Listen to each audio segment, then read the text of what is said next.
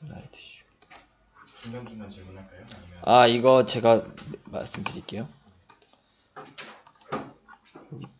여기 요 앞에 컨텐츠에 보시면 펄슨 아이덴티피케이션 끝나고 질문 한번 받고 나머지 하고 질문 받고 이런 식으로 할게요. 왜냐면 여기 잠시만요. 네. 요 부분 같은 경우에는 이제 연구실 과제이기도 하고 제가 연구하는 분야이기도 하고 해서 요 부분은 먼저 하고 요 뒤에 있는 요 뒷부분은 이제 제 필드나 이런 거라기보다는 이제 앞에 이제 동원 씨가 이미 네트워크에 대해서 다 말씀을 해주셨기 때문에 실제로 이제 진행하다가 필요한 부분들 이렇게 좀 정리해 놓은 게 있었는데 그거 관련해서 이제 진행을 할 거라 앞에 거 먼저 하고 질문 받고 나머지 뒤에 거 끝나고 질문 받고 이런 식으로 하도록 하겠습니다. 제목은 이제 펄슨 아이덴티피케이션 그리고 이제 아까 방금 보여드렸던 딥러닝 관련된 몇 가지 사항들에 대해서 발표를 하도록 하겠습니다. 먼저 이제 과제 전체에 대해서 이제 펄슨 아이덴티피케이션 즉 이제 사람을 다시 재식별하는 형태로가 되겠는데요. 과제가 규모가 좀 큽니다. 전체적인 과제 시나리오는 옛날 같은 경우에 카메라 한 대, 싱글 카메라에 대해서 그 카메라 내에 나오는 여러 개의 다중객체들에 대해서 이제 검출하고 추적하고를 했었었는데 점점 이제 CCTV 시장이 넓어지고 시큐리티가 이제 증가하면서 카메라 한 대 말고 여러 대로 이렇게 점점 증가를 하기 시작하더라고요. 계산 범위도 넓어지고 하드웨어도 점점 발달하다 보니까 그러다 보니까 이제 예전에는 이제 하나의 카메라에서 어떤 A라는 사람을 쫓아가다가 중간에 장애물에 의해서 끊기면 뒤에 다시 검출한 다음에 그 두 개를 이제 이어져서 트래킹이 원활하게 되도록 싱글 카메라 내에 멀티 타겟을 할 때에 많이 쓰였었는데 지금은 그거보다는 이제 다른 카메라가 여기 요 위치에 있던 요 카메라에 나타난 사람이 요 다른 위치에 다시 나타났었을 때 요 카메라에 있던 사람과 요 카메라에 있던 사람이 같은 동일 인물인지를 이제 판별해줘서 그 객체가 여러 카메라에 걸쳐서 지속적으로 추적할 수 있게끔 해주는 개념이 이제 전역적 객체 추적이라 할 수 있습니다. 정식 명칭으로 뭐 글로벌 트래킹 이런 게 있는 건 아니고 사용하는 명칭으로 이제 멀티 카메라, 멀티 타겟 트래킹에서 여러 대의 카메라에서 여러 타겟을 추적한다는 형태로 이름으로 쓰이고 있고 그 중에서 이제 다른 카메라 간 이제 오브젝트를 추적하는 거에 이제 퍼슨 아이덴티피케이션이 되겠고요. 추적하면서 동시에 이제 이상 상황, 각 씬에서 발생하는 이상 상황, 사람의 얼굴 검출, 자동차 검출, 자동차 번호판 검출, 번호판 인식, 기타 등등의 역할이 이제 실시간으로 수행하게 되고 관련된 정보들이 이제 메타데이터 저장 공간, 이제 저희 업체에 같이 들어와 있는데 메타데이터 저장 공간에 저장이 되게 돼서 유저가 어떠한 쿼리를 날리게 되면 성인, 어른, 사람, 대략적인 씬에서의 이동 경로하고 대표적인 색깔 몇 개를 이렇게 클릭해서 하게 되면 그 쿼리를 바탕으로 요약되어 있는 영상을 이제 검출해 주는 것까지 해서 이 하나의 시스템이 이제 저희 과제라고 하겠습니다. 그 중에서 맡은 포션은 말씀드릴 바와 같고 이제 좀 물리적으로 그러니까 알고리즘 개념적으로 말고 이제 시스템적으로 접근해 보자면 여러 대의 다중 카메라 즉 겹쳐져 있을 수도 있고 겹쳐져 있지 않을 수도 있는데 지금 현재 타겟으로는 겹쳐져 있지 않은 상태로 하고 있습니다. 즉 겹쳐져 있지 않으면은 겹쳐진 것보다는 이제 인포메이션이 더 적겠죠. 그래서 여러 대의 다중 카메라에서 오는 영상 정보를 방금 말씀드린 얼굴 검출, 이상 상황 검출, 객체 추적부터 해서 각각의 기술 모듈들을 통신으로 통화하게 되고 관련된 영상의 이미지와 메타데이터들을 분석 서버에서 저장한 다음에 표출하는 표출단에서 이제 관리 서버를 거쳐서 운영 뷰에서 최종적으로 이 통합되어 있는 인포메이션을 표출하게 됩니다. 그리고 저장되어 있는 메타데이터에 있는 정보들을 검색할 수 있는 메타데이터 검색 서버로 다시 넘겨간 다음에 이쪽에서 이제 유저가 이제 질의를 넣었을 때, 쿼리를 넣었을 때 관련되어 있는 영상 요약 정보를 검출할 수 있게끔 하게 됩니다. 그러면 이제 큰 틀에서 차지하는 펄슨 아이덴티피케이션의 역할이 뭐냐면 우선 크게 그 환경을 두 가지로 나눌 수가 있습니다. 첫 번째 같은 경우에는 위에 보시다시피 이제 카메라가 겹쳐져 있는 경우, 즉 하나의 장소를 여러 대의 카메라가 보고 있는 겁니다. 예를 들면 이제 뭐 가게 안, 그러니까 어떤 마트라든지 그 개인 조그마한 GS 같은 상점 같은 경우에는 특정 부분에 여러 대의 각도에서 카메라가 몰려 있죠. 요거 같은 경우에 오버래핑 카메라라고 부를 수가 있고, 저희 같은 경우에는 이러한 게 아닌 지금 오른쪽 그림과 같이 이런 넓은 카메라 네트워크군에 뜨문뜨문하게 분포되어 있는 그 난 오버래핑, 중첩되지 않은 카메라 형태의 환경을 기반으로 해서 진행하게 됩니다. 그러면 이제 오버래핑과 좀 다른 점이 뭐냐면, 여기 보시다시피 블라인드 에어리라고 해가지고 요 사람이 사라졌다가 다시 등장할 때까지의 이 사람의 정보가 없는 소실 부분이 생기게 됩니다. 그래서 이 두 개의 카메라는 실질적으로 연관할 수 있는 부분, 카메라끼리 연관할 수 있는 부분이 이제 카메라 토폴로지로서 이 맵 상에 있는 카메라의 물리적 거리와 지리적 위치 정보를 말고 그 영상이나 뷰에서의 중첩된 정보는 사용을 할 수가 없습니다. 이러한 네트워크에서는 이제 몇 가지 문제점이 이제 있는데요. 첫 번째 같은 경우에는 뷰포인트 체인지라고, 이 빨간 옷 입은 사람이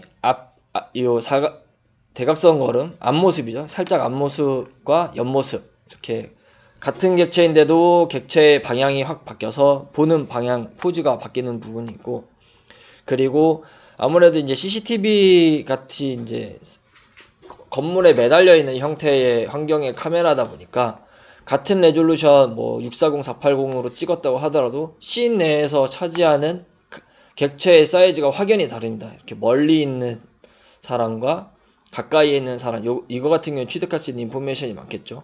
이러한 사이즈의 변화가 있는데, 이거는 이제 대부분 모든 뉴럴 네트워크라든지 다른 부분에서 이제 리사이즈를 하고 하기 때문에 뭐 물론 이제 인포메이션 손실은 있긴 하지만 요거 자체가 큰 문제가 되지는 않고요.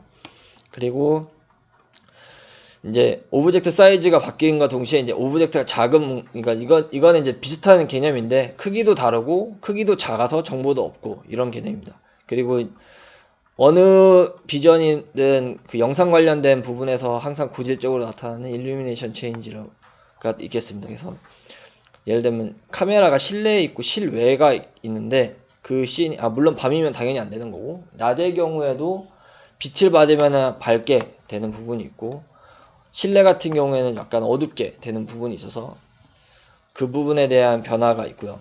그리고 이런 오클루전 같은 경우가 발생하거나 일부가 가려지거나 겹쳐져 있는 부분, 이런 부분이 있습니다.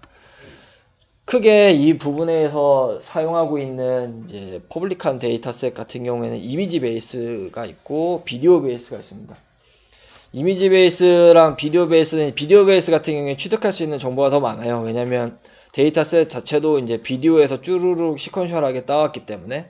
근데 실질적으로 이제 시스템에 적용하게 되면은 계산할 때까지 들어가는 시간이 있기 때문에 보통은 그 계산할 수 있는 시간 텀을 두고 리얼타임을 이제 구축하려고 노력을 하기 때문에 이미지 베이스로 일정 기간 텀마다 취득된 사람 패치를 가지고 많이 하게 됩니다. 현재까지는 옛날 같은 경우에 더 작은 크기였는데 요즘엔 대부분 이제 128x64 정도의 그 비율과 크기가 이제 주로 취득해서 할 수 있는 주로 이루는 것 같고, 저희가 실질적으로 이렇게 CCTV에서 취득해서 얻는 사이즈의 영상을 본다고 하면 솔직히 이 사이즈까지도 잘 없고요. 요거의 한 절반이나 절반 밑으로 되는 사이즈가 이제 대부분 취득되는 사이즈입니다.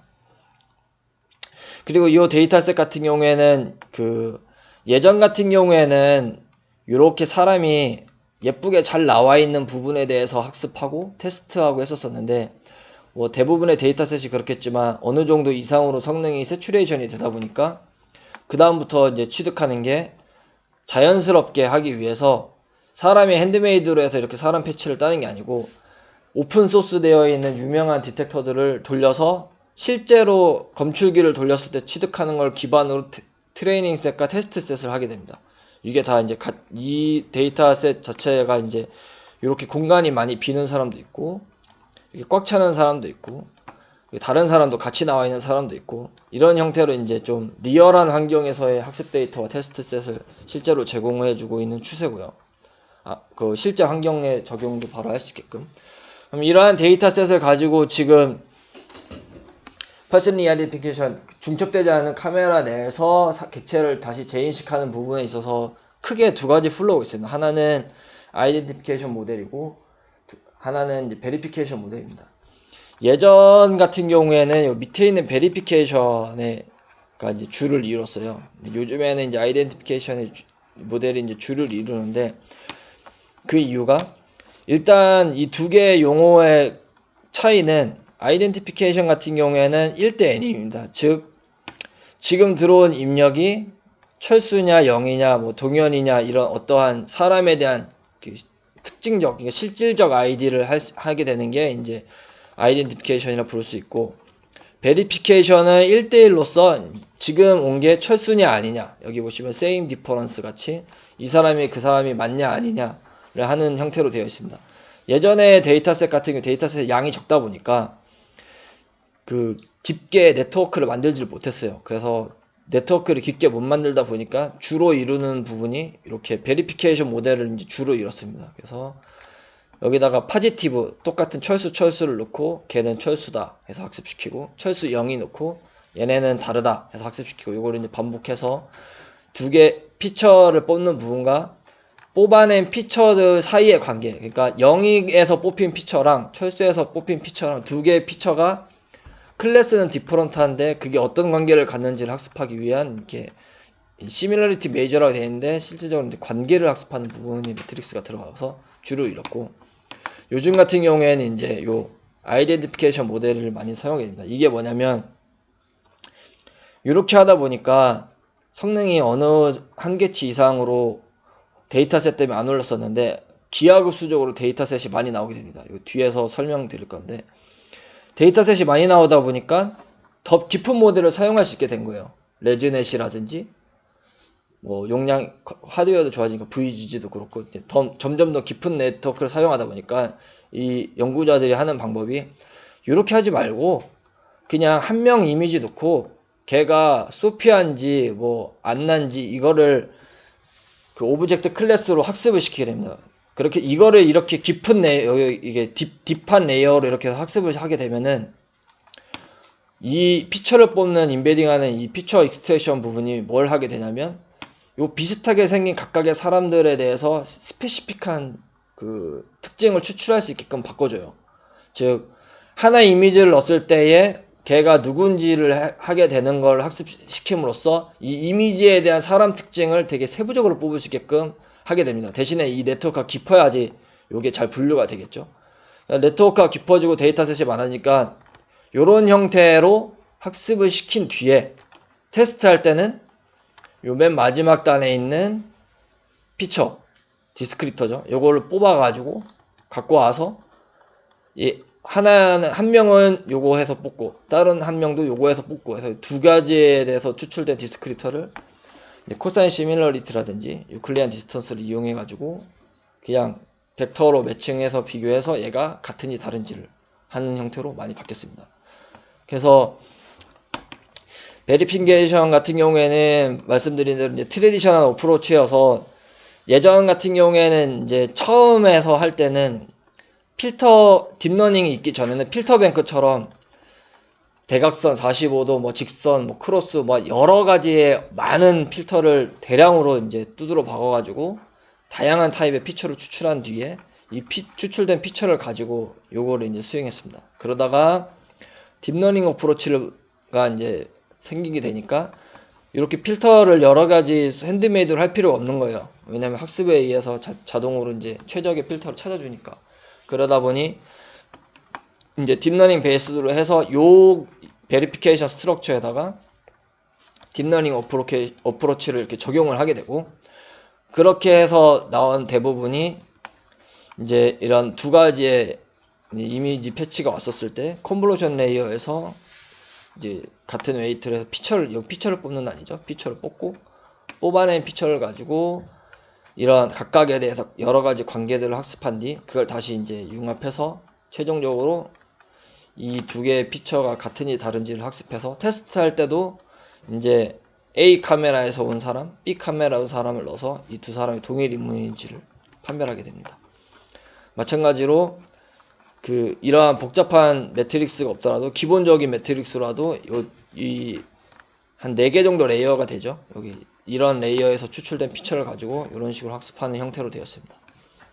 근데 말씀드렸다시피 그때가 이제 연도로 보자면은 과거예요. 여기 처음에 이제 막 핸드메이드 쓸 때부터 시작해서 바이퍼라는 데이터셋이 나왔을 때부터 해서 쭉 그러다가 최근에 이제 6, 7년도 때쯤에 카메라가 많아야 두 개, A, B, A 사람, B 사람 똑같은지 다른지, A, B 이렇게 두 가지, 대부분 두 개 하고 데이터셋도 작다가 어느 이게 마켓이나 듀크 이런 기점을 기반으로 해서 카메라가 6대, 8대로 이제 멀티 카메라로 늘어나고 사용할 수 있는 사람의 피플들이랑 실질적 여기 이제 아이덴티티고 실제 이미지는 더 많아요. 만 단위거든요.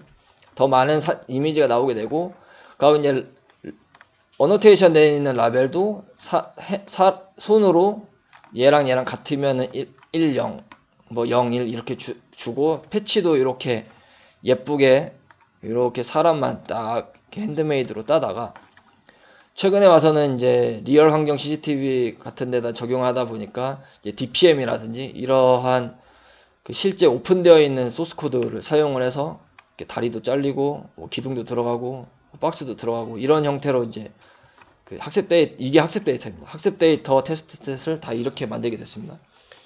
여기는 요 앞에 있는 사람이 아이디인 것 같지만 뒤에 있는 사람이 맞는 사람이고 여기도 여기 조만한 사람이 실질적인 사람. 이렇게 하드 케이스, 네거티브 하드 케이스를 이제 자연스럽게 이제 많이 만들어주게 된 거예요. 그러다 보니 베리피케이션에서 쓰던 모델을 이제 피처 인베딩을 가져와서 사용하게 되어 있습니다. 처음에 이걸 봤었을 때는 원래 해야 되는 리아이덴티피케이션 취지가 객체를 재인식하는 거니까 얘가 얘냐 아니냐의 컨셉이었는데 이걸 이렇게 만들어 가지고 쓰는 게 되나 싶었는데 이렇게 하는 게 컨셉이 요거를 잘 만들기 위해서 요런 형태를 쓰더라고요. 쉽게 얘기하면 이제 레지넷의 카테고리 1000개에 대해서 학습해서 한 거를 다른 데다가 쓰더라도 내가 학습한 거는 비둘기나 뭐 바다, 사람, 자동차가 아님에도 불구하고 클래시피케이션 하실 때 이제 파인 튜닝해서 사용할 수 있게 해서 잘 되는 이유 중에 하나도 1차적으로 이러한 형태의 모델을 이제 클래시피케이션 하면서 요 피처 인베딩이 잘 만들어졌기 때문에 다른 데 적용이 된다고 보고 얘네들도 그렇게 한 거거든요. 그래서 학습은 오브젝티브 아이디를 가지고 CNN을 학습을 하고 테스트는 여기 나와 있는 걸 가지고 단순하게 디스턴스를 하게 됩니다. 컨셉은 이렇습니다. 네트워크가 깊어서 잘 뽑히면 겁나 깊게 해서 피처를 기가 막히게 뽑는 네트워크를 만들고 피처만 기가 막히게 뽑으면 굳이 뒤에 복잡한 후처리가 필요 없는 거 아니냐라는 형태로 해가지고 이제 어프로치가 이렇게 되고 있습니다. 실제로 보게 되면 몇 가지 논문을 이제 갖고 왔는데요. 보시면은 이 맨 위에 상단에 있는 것 같은 경우에는 요게 이제 레지넷 50입니다. 요만큼이. 여기 751은 원래 레지넷의 이미지넷이 1000인데 여기 뒷부분만 이제 아이디가 751개가 되게끔 트랜스퍼 러닝해서 파인 튜닝 해갖고 이제 바꾼 거죠. 아이디만. 그래서 요걸 이렇게 학습을 시킨 다음에 어디서 여기 있는 피처만 쓸래니까 뭔가 부족한 것 같아서 이것저것 뽑아서 써보자 해갖고 여기서 뽑고 여기서 뽑아갖고 이런 식으로 다시 어파인 한 다음에 그걸 다시 일부 네트워크에 넣어서 다시 피처 뽑고 두 개 합쳐가지고 최종적으로 유클리안 디스턴스를 쓰기 위한 디스크립터로 사용하는 거고, 두 번째 같은 경우에도 보시면은 여기 그림에는 카페로 되어 있는데 실험에서는 레지넷까지 다 했더라고요. 그래서 각각에 대해서 이거 아이덴티피케이션이나 베리피케이션, 요즘에 베리피케이션이 추세인데 그냥 둘 다 하면 더 잘 되지 않을까 싶어가지고 네거티브 페어랑 파지티브 페어를 쌍으로 넣게 돼서 요거를 이렇게, 이게 똑같은 겁니다. 똑같은 건데 두 개 붙여놓은 거고, 요러한 아이덴티피케이션을 학습을 함과 동시에 포지티브 페어랑 네거티브 페어를 같이 줘서 여기 same difference가 되는 베리피케이션도 같이 학습하는 형태로 융합하는 형태로 진행이 되었고요. 그리고 최근에는 이게 너무 뭐가 많아요. 계산이 많잖아요. 메모리도 많이 잡고 하니까 그러지 말고 요즘에 트리플렛이 형태가 잘 된다고 하니까 트리플렛이 이제 이 가까이 있는 것끼리는 가깝게 해주고 뭐 멀리 있는 것끼리는 멀리 해주는 트리플렛이 좋다고 하니까 적용을 해보자 해가지고 스트림을 쿼리랑 포지티브 네거티브로 스트림을 적용을 하고 컨볼루션은 방금 말씀드린 대로 이제 백본, 그러니까 쉽게 얘기하면 기학습되어 있는 이미지넷 레지넷 오식 같은 거죠. 그거를 넣어서 나온 걸 가지고 학습 그 최종 결과를 랭킹으로 학습하는 트리플렛 샘플링을 학습하는 형태로 이제 추세가 많이 바뀌었습니다. 그래서 트리플렛 같은 경우에는 방금 앞서 말씀드린 걸 잠깐 이제 설명드리려고 갖고 왔는데, 보통은 저 왼쪽에 있는 이 크로스 엔트로피 형태로 많이 쓰게 돼요. 이거 같은 경우에는 이제 식은 뭐 다 아시니까 이런 식으로 되어 있고, 예를 들어서 뭐 10분의 1, 그러니까 예를 들어서 이제 값이 이제 아웃풋이 이제 0.1, 0.5 이렇게 나오게 되면 이제 로스를 추정을 해가지고 다시 백프로파케이션 하면서 이제 학습하는 형태로 되어 있습니다. 그에 비해서 트리플렛 로스 같은 경우에는 요즘 단어가 좀 알아보기 힘들게 되어 있는데, 기준을 기점으로 해서 여기 포지티브, 네거티브가 이렇게 들어오잖아요.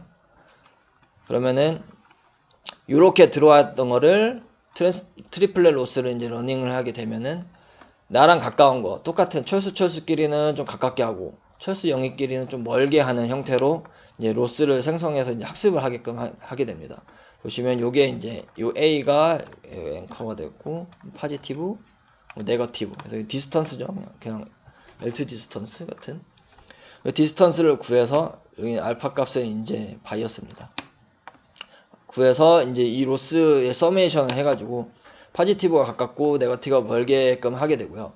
그러면 이제 요 각각의 프로세스 스트림에 대해서 이제 그 웨이트를 줘가지고 학습을 할 때는 뭐 어차피 저희가 사용하게 되면 텐서플로우 같은 데 이미 다 구현이 되어 있습니다. 거기에 맞춰갖고 사용하게 되면 되는데, 이제 수식적으로 간략하게 보자면은 이제 각각 기준점, 포지티브, 네거티브에 대해서 이제 로스를 했을 때 그레디언트가 다음과 같은 식으로 나타나게 되고, 생각보다 컨셉으로 봤을 때는 식이 복잡할 것 같은데 식 자체는 이제 그렇게 복잡하지는 않습니다. 각각의 피처에 대한 차에다가 음의 양의 뭐 이런 음의 곱, 양의 곱 해가지고 이제 점점점 로스를 산출한 다음에 그 산출된 로스를 기준으로 학습하게끔 되어 있습니다.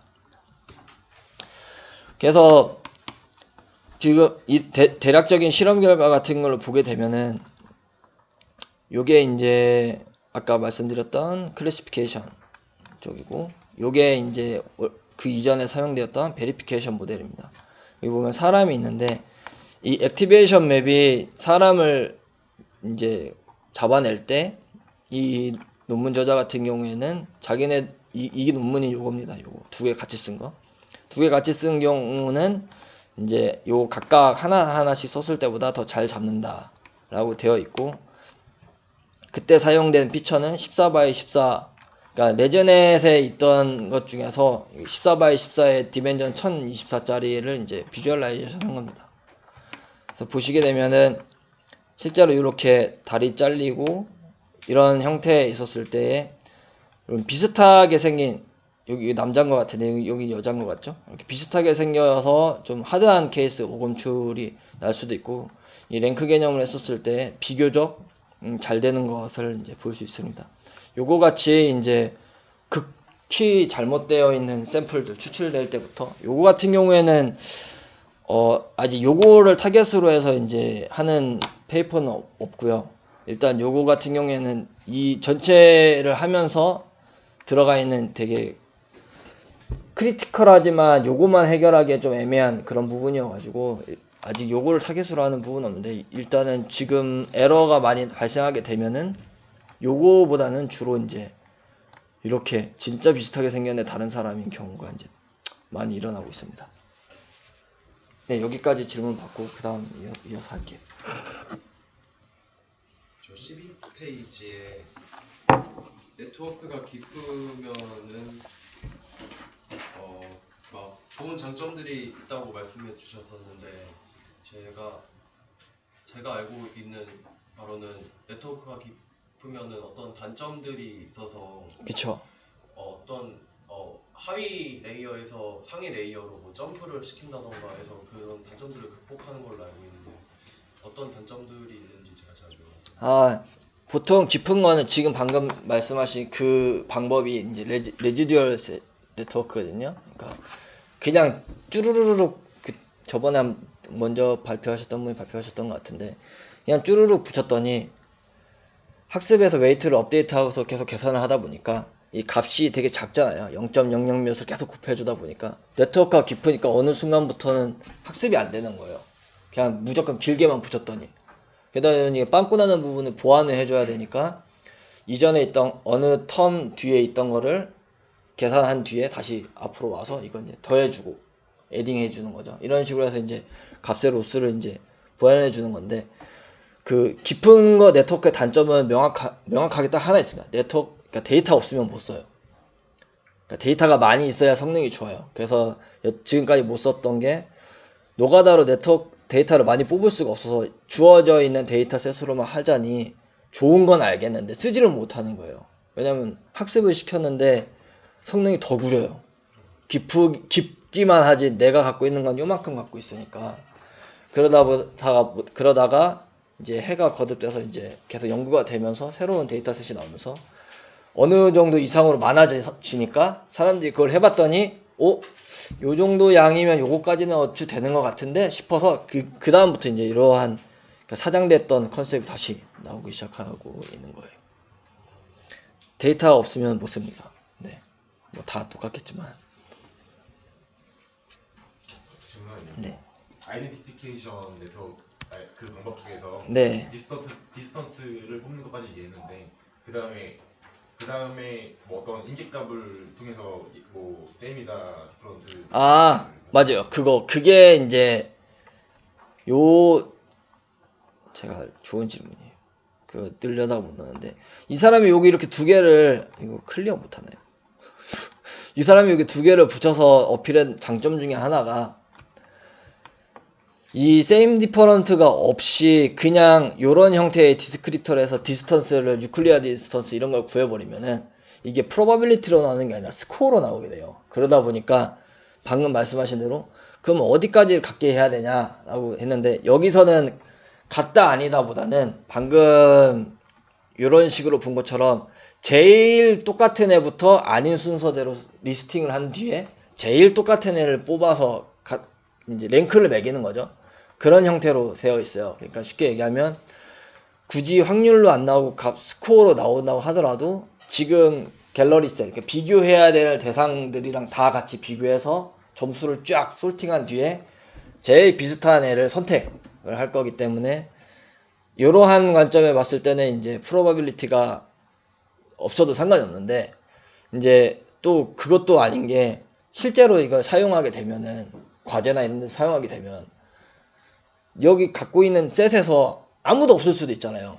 그러니까 이거의 단점이 요 1등을 뽑아내는데 전제 조건이 최소한 1등은 얘랑 이 중에서 한 명은 있겠지가 전제 조건이거든요. 1등, 얘랑 똑같은 1등. 근데 실생활에서는 요 셋에 얘가 없을 수도 있어요. 그러면 무조건 1등만 뽑을 수는 없어요. 어느 인계치를 줘야 돼요. 근데 그거는 요 형태로 하게 되면은 확률값으로 주기는 좀 그렇고 유일하게 할 수 있는 게 이제 그 다음에 이제 코사인 디스턴스로 하게 되면 그냥 유클리드보다는 어느 정도 이렇게 범위가 조금 있잖아요. 코사인 디스턴스는 범위가 그러니까 그걸로 해서 추정해서 끊는 정도로 사용을 해야 돼요. 근데 그게 단점이에요. 또 하나 질문이 네. 아이덴티피케이션보다 그 베리피케이션이 데이터가 더 적다고 말씀하셨잖아요. 네네네. 그냥 단순히 생각해보면은 아이덴티피케이션도 그냥 패치가 한 100, 뭐 평균 1000개 있은 데이터셋 1000개 있다고 치면은 그냥 베리피케이션 같은 경우는 다 페어니까 결국 그 페어의 쌍들은 1000개보다 훨씬 많아지잖아요. 그쵸. 그럼 데이터가 더 많은 거 아닌가요? 이게 그러니까 보여드릴게요. 여기 보시면 여기에 보면은 지금 이 형태 네트워크 형태가 이거 두 개를 섞어놨는데 보시면은 베리피케이션 같이 생겼잖아요. 이렇게 생겼잖아요. 그쵸?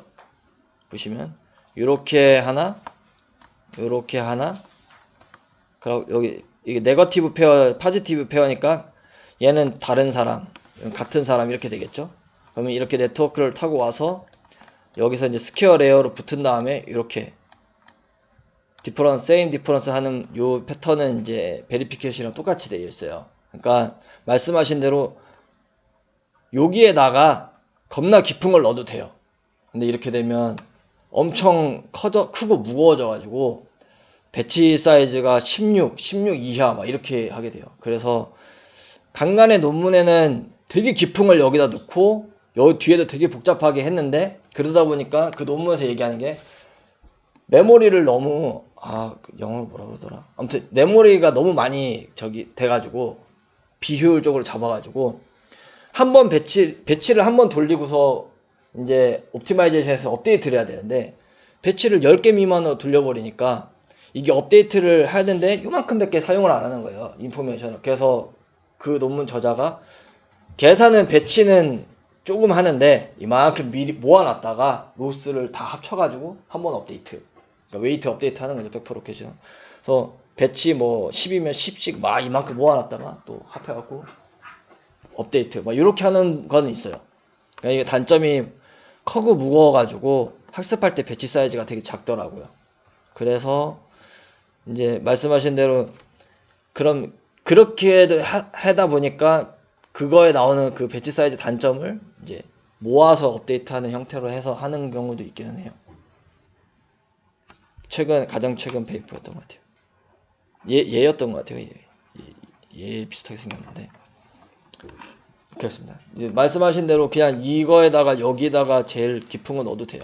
근데 이제 한계라는 게 조금 있어서. 근데 왜냐면 그렇게까지 안 하는 게 이렇게만 해도 되게 상대적으로 잘 되다 보니까 이렇게 하면 너무 무거워서 이게 지금 보면은 얘는 이 뒤에가 피처 뽑아갖고 피처 곱하기 해갖고 이거밖에 없어요. 그러니까 이 뒤에가 아무것도 없잖아요. 이게 이제 없어서 못한 게 아니라 못 만들어서 그러니까 더 이상 메모리 오버 때문에 그래서 이렇게 만들어진 거고 뭐 방금 말씀하신 그런 형태도 존재하기는 합니다. 근데 이제 발표했을 때 컨셉은 보통은 이제 여기에 계산량이 좀 많아요. 근데 이 계산량을 여기가 레이어가 얕으니까 커버가 돼서 이렇게 하다가 이거 계산을 크게 안 해도 여기서 많이 잘 뽑으면 된다는 추세로 돼서 이제 이런 형태로 많이 바뀌었습니다. 10페이지라서 거기서 약간 질문이 있는데요. 네. 그리고 이게 약간 베리피케이션 관점에서 보면 그러니까 제 입장에서는 베리피케이션이 그러니까 아까 말씀해 주셨지만은 어떤 두 템플릿이 있을 때 이 템플릿과 이 템플릿 사이에 피처를 막 뽑아낸 다음에 최종적으로 나온 이 피처 벡터 사이에서 뭐 유클리디안 디스턴스 구한다든지 혹은 뭐 코사인 시뮬러리티를 구한다든지 이런 식으로 해서 이제 뭐 0점에서 1점 사이 어떤 스코어 레벨을 만들고 스레시홀드를 잘라서 0.5점 이상이면은 같다, 0.5점 이하면 다르다. 뭐 예를 들면 이제 그런 식으로 하는 것만 저는 되게 익숙했거든요 지금까지. 근데 오늘 이거 보니까 이제 베리피케이션도 네트워크화를 시킬 수 있다라는 거를 이걸 봤는데 그럼 이렇게 되면 제가 약간 궁금한 점이 그냥 직관적으로 생각했을 때 만약에 10명의 사람이 있고 그 10명의 사람이 한 사람당 2개씩 템플릿이 만약에 있다고 가정해서 한 사람이 사진 2장씩. 네, 사진 2장, 앞사진 뭐 옆사진 뭐 이런 식으로 해서 이제 2장씩 10명이 있다고 치면은 거기서 이제 트루 매치는 10명에 대해서 2개씩밖에 안 되니까 트루 매치는 딱 10쌍이 있을 거고 이제 트루 매치가 아닌 펄스 매치는 10명 중에서 2명을 뽑은 다음에 2장씩 할 수 있으니까 한 거의 한 90개 정도 경우의 수가 나오는데 이제 트레이닝 셋에서 이제 분포가 많이 차이가 나잖아요. 트루 매치랑 매치가. 네네네. 그럴 때 이제 어떤 식으로 가는가요? 이거 학습을 시킬 때 써드릴게요. 이게 제가 옛날에 했던 게 그렇게 했었어요. 그러니까 이게 뭐냐면 코딩 개념을 했었을 때 여기가 이제 사람이 여기 A라는 사람이에요. 앞면 뭐 이렇게 옆면이 있다고 칩시다. 그리고 이게 이제 B라는 사람이고 이게 한 사람당 이렇게 2개씩 있어요. 얘도 0 만세하고 있는 이렇게 또 치면 이렇게 하겠다고 치면 예전에 할 때는 미리 다 만들어 놨어요 셋을. 그래서 얘는 포지티브로 해야지, 얘는 네거티브로 써야지 이렇게 만들어 놓고 요만큼 이렇게 만들어 놓은 다음에 포지티브 할 때 이거 부르고 네거티브 할 때 이렇게 불러서 썼었어요. 근데 이렇게 하게 되면은 말한 대로 단점이 이 네트워크라는 게 좀 예민해서 조금만 규칙성이 있어도 그 규칙을 학습을 해요. 그러다 보니까 전 이렇게 했었어요. 처음에 말씀하신 대로 이거 경우의 수가 나오면은 얘랑 얘하고 얘랑 얘하고 얘랑 얘하고 얘랑 얘하고 하면 4개가 나와요. 4개. 그쵸? 얘 말고도 다른 애랑 막 이거 포지티브 4개인데 네거티브는 여기 엄청나게 다른 애들이랑 다 매칭이 될 수가 있잖아요. 근데 이거를 이렇게 만들어 놓고 쓰랬더니 불러와서 쓰게 되면은 얘가 여기 만약에 4개면 1, 2, 3, 4의 형태의 이렇게 패치가 만들어지게 되면 어떤 순서, 어떠가 되든지 얘네는 한 번씩은 불러오게 되잖아요. 그러다 보니까 이렇게 하게 되니까 학습을 할 때 생각보다 규칙성이 있어서 지금 한 걸로는 지금 하기로는 얘가 이제 2개가 아니고 여러 개도 있을 수가 있는데 뽑을 때 포지티브 셋이랑 네거티브 셋을 미리 뽑는 게 아니라 할 때마다 추징 해갖고 랜덤하게 뽑는 거예요. 그래서 포지티브 뽑는 차례다. 그러면 대신에 반복 횟수를 엄청나게 늘려주는 겁니다. 그래서 이번에 포지티브 계산할 차례다 그러면 전체 1000개면 1000개 중에 하나 뽑아요. 뭔진 나도 몰라요. 1000개 중에 하나 뽑고 그러면 A라는 애가 뽑혔다고 치면 1000개 중에 A라는 아이디어가 뽑혔겠죠. 그 다음에 이 A라는 아이디어가 갖고 있는 애들 중에서 지금 두 명인데 한 10명 있을 수도 있잖아요. 이 중에서 한 명을 또 뽑아요. 랜덤하게. 하나 더. 그러면은 이 포지티브한 셋이 하나 만들어지겠죠. 1000개 중에 랜덤하게 하나 뽑은 애 있고 그 같은 아이디 중에 랜덤하게 하나 뽑은 애 있고 근데 네거티브도 똑같이 포지티브처럼 네거티브 하나 만들어야겠다. 1000개 중에 하나 뽑아요. 그리고 다른 아이디에 있는 애 아무나 하나 뽑아요.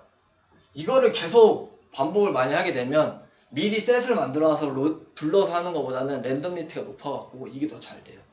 이게 소스코드 교환하기도 편하고 이거 메모리 너무 많이 먹어가지고 미리 저장하는 것도 짱나고 로드 다 저장해서 불러내려 했더니 저장도 오래 걸리고 불러내는 것도 빡세고 이래가지고 할 때마다 로드 그러니까 여기 파일을 불러오는 걸 해가지고 하나 찍으면 이제 그 이미지가 있는 주소값 줘서 얘 부르고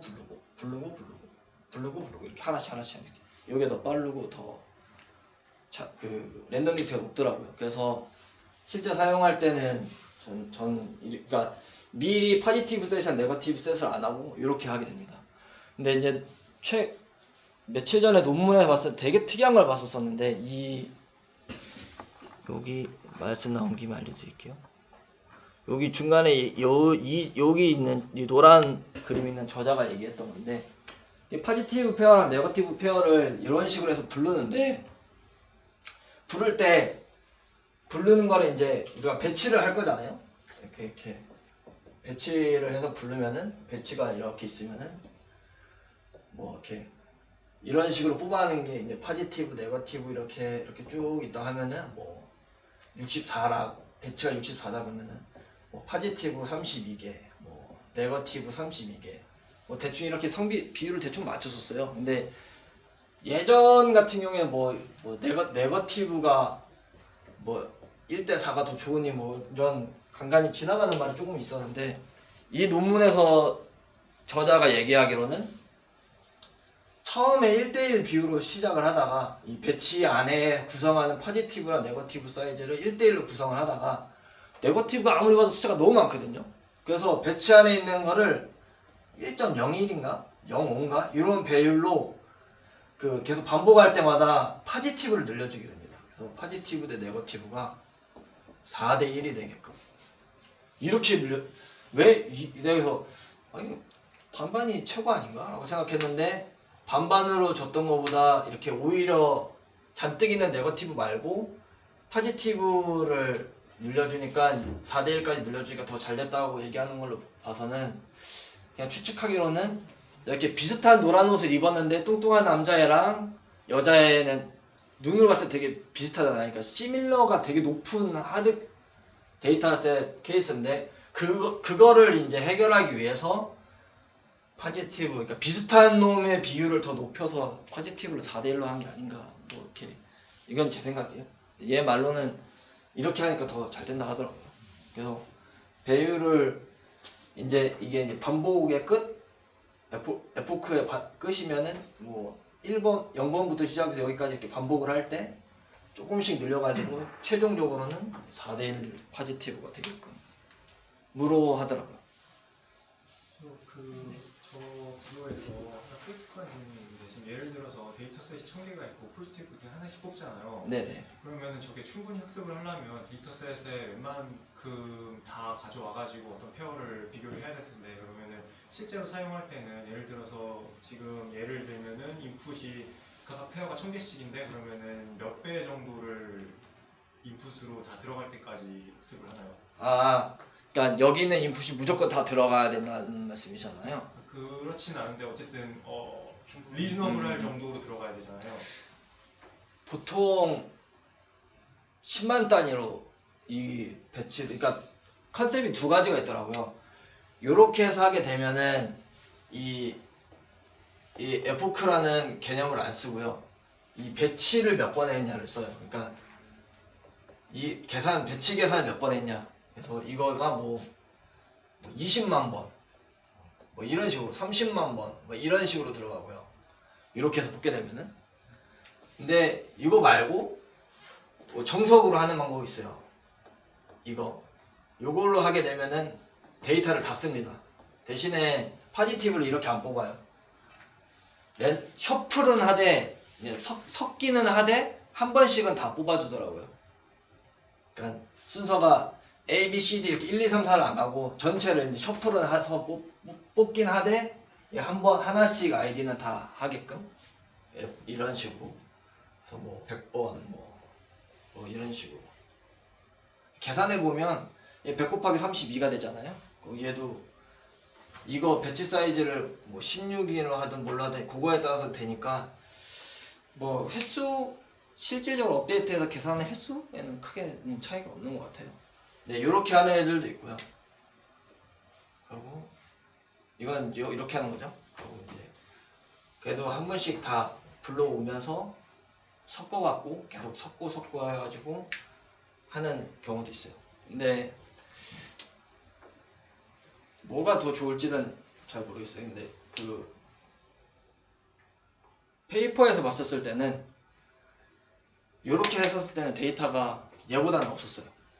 요거는 데이터가 많을 때 이렇게 했던 것 같고 요거는 데이터가 없을 때 이렇게 했던 것 같아요. 그건 이제 그냥 팩트가 그렇게 되더라고요. 뭐의 차이에서 저렇게 나눴는지 잘 모르겠는데 그냥 비교한 그 애큐러시 데이터셋을 보니까 저렇게 하는 애들은 데이터가 좀 적은 애 데이터셋 평가할 때 저렇게 했고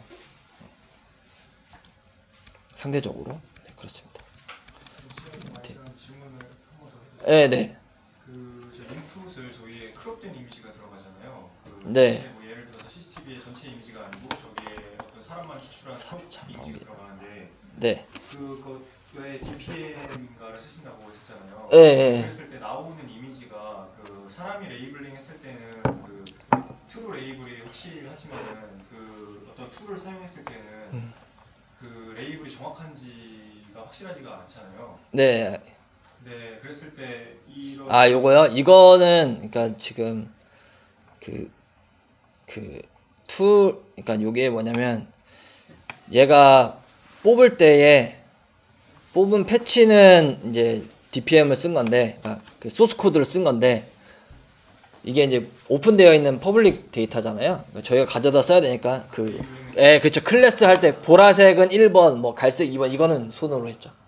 요건 손으로 했고 대신 이제 뽑을 때 이렇게 예쁘게 손으로 해가지고 사람 예쁘게 딴 게 아니라 디텍터 돌려가지고 여러 명 나오잖아요. 그 중에 이제 보고 이렇게 묶어갖고 1번 사람, 2번 사람 이렇게 하는. 그러다 보니까 이렇게 막 실제로 뽑혀 있는 것도 넣고 데이터셋에 이렇게 이상한 전혀 사람이 아닌 애들도 같이 들어가 있어요. 테스트 셋도 되게 리얼하게 하기 위해서 그냥 이런 애들이 후보에 있어요.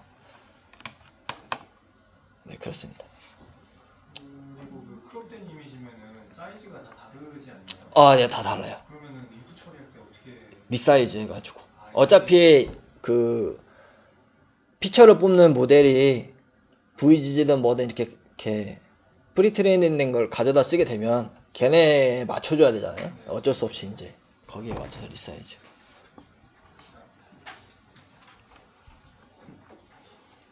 그러면 네, 좀 길긴 한데 하나씩 보면서 넘어가는 걸로 하죠. 이게 뭐냐면 이제 그 우선적으로 말씀드릴 건 이제 네트워크를 만들었는데 뭔가 잘 안 돼요. 안 됐을 때 확인해 봐야 될 것들이라고 보시면 될 것 같습니다. 아시는 게 있으면은 그냥 다시 한번 읽어보는 개념으로 하시면 될 것 같고, 모르는 게 있으시면은 이제 읽어보시면 될 것 같고, 여기 중간에 이제 링크도 있으니까 거기 사이트에 들어가면 그 더 자세히 설명도 되어 있습니다. 저는 정리한 거라서. 우선 첫 번째 입력 데이터 확인이 있습니다. 입력 데이터 이거 생각보다 실수 많이 하더라고요. 왜냐면 라이브러리가 다르고 갖다 쓰다 보니까 이게 가로 세로가 똑같으면 모르겠는데 높이와 폭이 다른 경우가 있어요. 그런 경우에는 높이 넣어야 될 때 폭 넣고 이러면은 되기는 하는데 뭐가 이상하게 나오는 경우가 많이 있습니다. 그리고 데이터 값이 0이진 않나, 이거는 이제 동작은 하는데 값이 0이 들어가도 잘 동작은 해요. 돌아가긴 해요.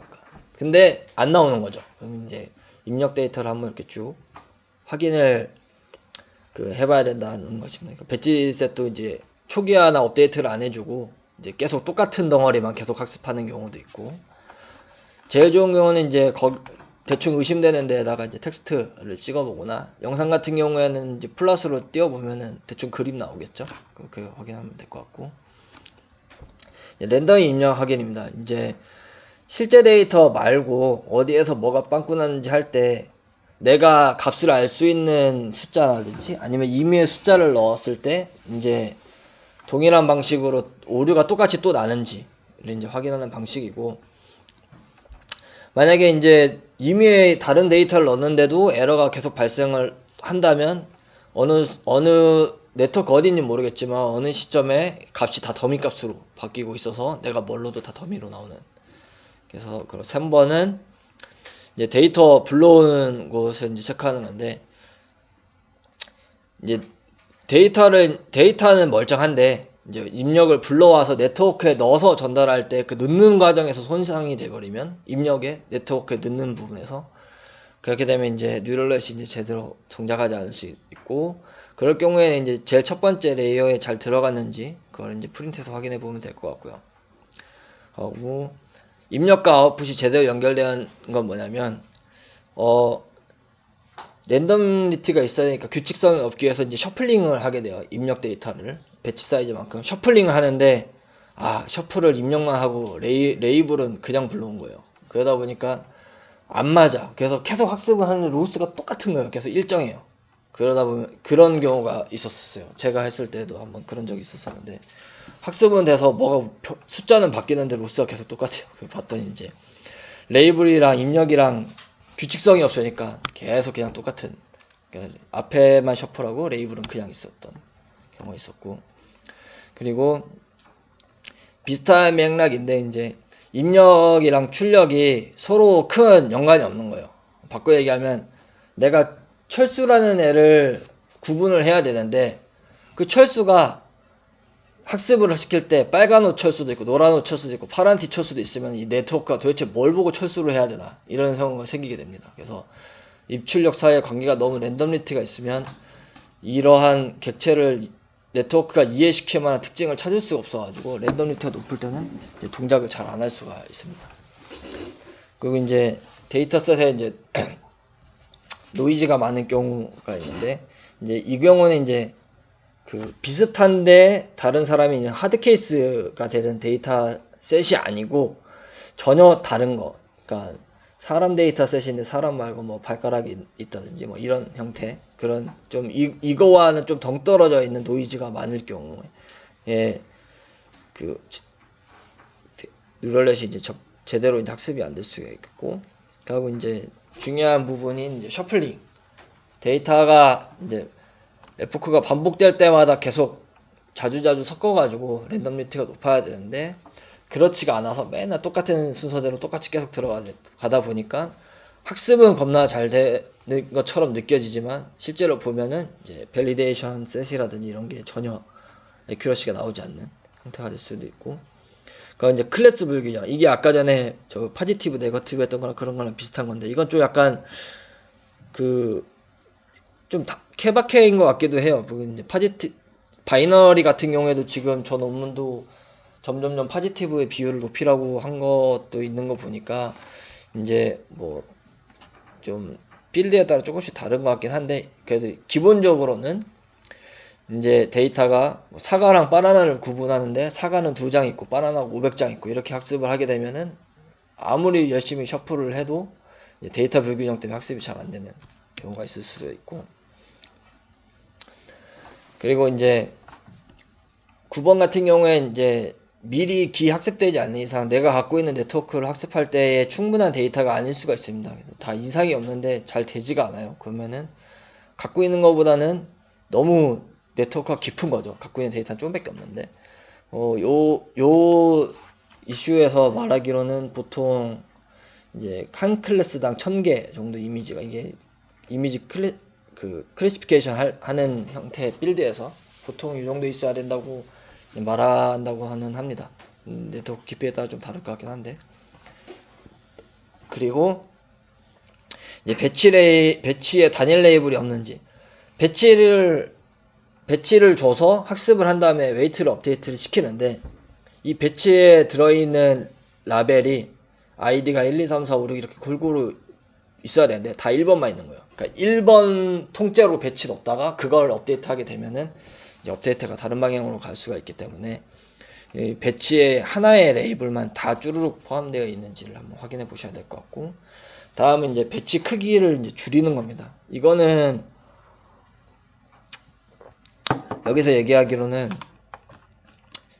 그 배치가 너무 크면, 그러니까 그 일반화가 안 되는 영향이 있대요. 배치가 너무 크게 되면은 학습을 해야 되는데 그 일반화 능력이 부족하게 되는 경우가 있고, 그 일반화 부족이 뭔가 하냐면 이제 네트워크에서 그 학습을 할 때 약간 펑션이 샤프하게 된답니다. 그래서 뾰족하게 되는 경우가 많아서 로컬 미니멈 이런 거에 많이 빠질 경우가 많대요. 그래서 배치 사이즈를 줄여야 된다고 하는데, 근데 이것도 이제 얼마만큼 줄이냐 그런 게 또 있는 거죠. 그래서 반대로 배치 사이즈를 너무 작게 하면, 여기 보시면 극단적으로 뭐 배치 1 하나씩 해보자, 천천히 시간 많으니까 하게 되면은 오히려 이제 한계에 대해서 학습하고 그거에 대해서 업데이트를 하기 때문에 그레디언트가 이제 어느 정도 에버리지를 갖고 방향성을 찾아서 이제 최적화가 되는 게 아니어서 이상한 방향으로 갈 수 있는 가능성이 많다고 합니다. 이제 하나씩 배치를 하게 되면은 아이디가 여러 개 있으면은 재수없게 계속 하나 아이디만 올 수도 있는 거죠. 어떤 규칙에 의해서 규칙적으로 올 수도 있는 거고. 그래서 보통의 경우에는 이제 32에서 256 사이를 하기도 하고, 방금 제가 앞서 설명드린 것처럼 네트워크가 너무 크게 되면은 더 적은 경우를 하기도 합니다. 옆에 보시면은 이제 거기에 대한 페이퍼에 대한 테이블인데, 보시면 요 트레이닝 애큐러시 같은 경우에는 요게 이제 스몰 배치, 요게 이제 라지 배치입니다. 트레이닝 애큐러시 보면은 라지 배치가 높아요. 이렇게 이런 거 99.8 이렇게 트레이닝 할 때는.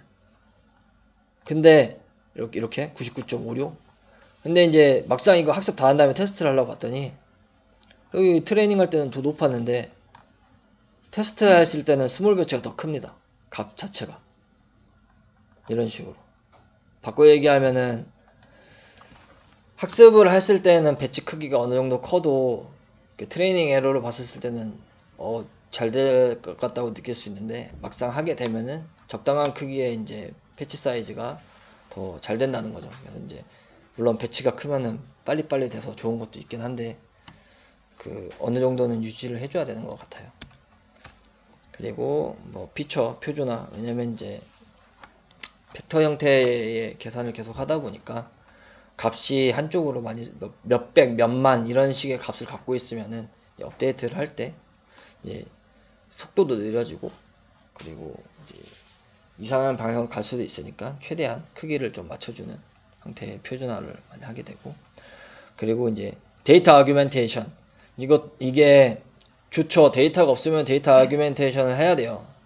막 잘라도 보고 붙여도 보고, 이제 레귤라이제이션 너무 오버피팅 되니까 막 드랍아웃도 넣고 막 하는데, 이게 이제 너무 많이 갔다 보니까 학습이 덜 돼요. 그래서 언더피팅이 생기는 경우가 있어요. 그래서 너무 많이 집어넣지는 않았나를 이제 한번 확인해 보셔야 될 것 같고, 이제 가져다가 이제 트레이닝 하게 될 경우에는 이제 프리트레이닝 된 모델이 얘네가 프리트레이닝 했을 때 당시에 상태랑 똑같은 입력, 똑같은 형태를 넣어주는 게 제일 잘 되겠죠. 그 모델에 맞춰서. 그러다 보니까 프리트레이닝 된 모델에서 사용하는 그 값의 레인지가 이렇게 해서 학습이 됐는데, 내가 가져다 때 입력을 이렇게 넣어주면은 원하는 값이 안 나오겠죠. 그래서 그 부분도 이제 가져다 쓰려는 애의 인풋이 뭔지, 그래서 내가 거기에 맞춰서 잘 줬는지 한번 확인해 보면 될 것 같고, 이거 뭐 당연한 건데, 이 학습하는 거랑 테스트 셋이랑 서로 연관이 있거나 이렇게 중복돼서 사용하면 안 된다, 그런 말 있고요. 그럼 이제 그 간단한 버전 문제가 뭐냐면은, 예를 들어서 이제 아웃풋이 이제 이게 좌표가 뭐냐면, 이제 사람 같은 거 씬 내에서 검출할 때 고양이가 포지션 어디에 있다 이런 거 할 경우에는 우선은 이제 고양이가 어디 있는지는 빼고, 이 고양이가 잘 됐는지 이렇게 여러 개의 아웃풋의 케이스가 있을 경우에는 일단 되는 것부터 제한해 가지고 어느 클래스에서 뭐가 문제가 있는지 체크해 보는 방법. 그리고 이제 올바른 로스, 이게 말이 좀 이상하긴 한데, 텐서보드라든지 뭐 이런 걸 해서 로스를 확인을 할 때 이제 동작을 시켰는데, 갑자기 로스가 예를 들어 뭐 10분의 1에서 0.1이면은 첫 로스가 한 2.3 정도에서부터 이렇게 감소가 돼야 되는데, 로스가 뭐 시작했는데 500, 600 뭐 이렇게 떠버리는 거예요. 그러면은 시작 로스가, 그러면 이제 뭔가 네트워크에서 뭐가 좀 잘못됐구나 라고 생각해서 한번 이제 체크해 볼 수 있는 그런 거가 되겠습니다. 그러니까 어느 정도 기대한 범위 내에 로스가 이제 나와줘야 된다는 거. 그리고 이 경우는 거의 없는데, 이제 지금 저희가 이제 사용하고 있는 그 라이브러리는 로스 펑션 말고 본인이 직접 만들었을 경우에는 이제 하나하나씩 체크해 보라는 의미가 되겠습니다.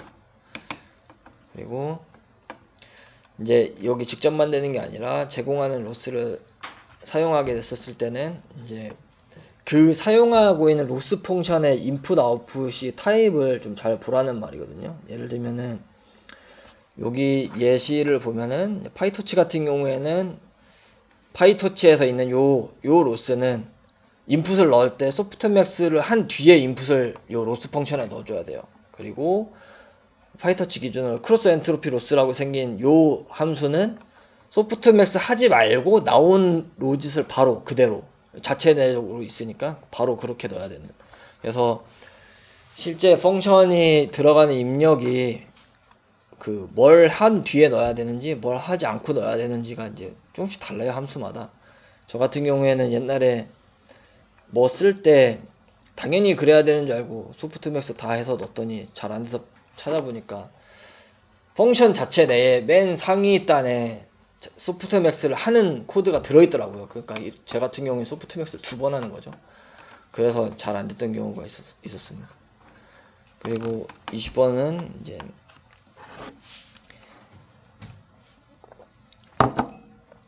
로스가 이제 하나만 하는 게 아니라 이제 앙상블 모델 같이 해서 로스가 많이 있는 형태면은 각각의 로스에다가 이제 어느 정도의 웨이트를 줘가지고 크기를 맞춰서 이제 조합을 한 다음에 이제 진행해야 되는데 그걸 한번 확인해 보셔야 될 것 같고, 그리고 이제 21번이 뭐냐면 학습이 하는데 시간이 오래 걸려요. 근데 한번 해놓고 야 로스 잘 주네 이래갖고 이제 그냥 마냥 뒀더니 나중에 봤더니 결과가 안 좋아요. 그래서 보면은 여기에서도 로스 하나만 가지고 로스가 예쁘게 곡선을 이루면서 줄어든다고 해서 네트워크가 잘 된다고는 확신할 수 없다고 합니다. 그래서 그게 최고의 지표가 아니니까 로스만 보고서는 장담을 못하기 때문에 가능하면 로스와 동시에 표출할 수 있는 부분, 어떤 서브 파트의 에큐러시라든지 이 로스 말고도 내가 학습이 잘 되고 있다는 걸 같이 볼 수 있을 만한 무언가를 동시에 관찰하는 게 학습을 진행할 때 좋다고 합니다. 그리고 이거는 넘어가고요.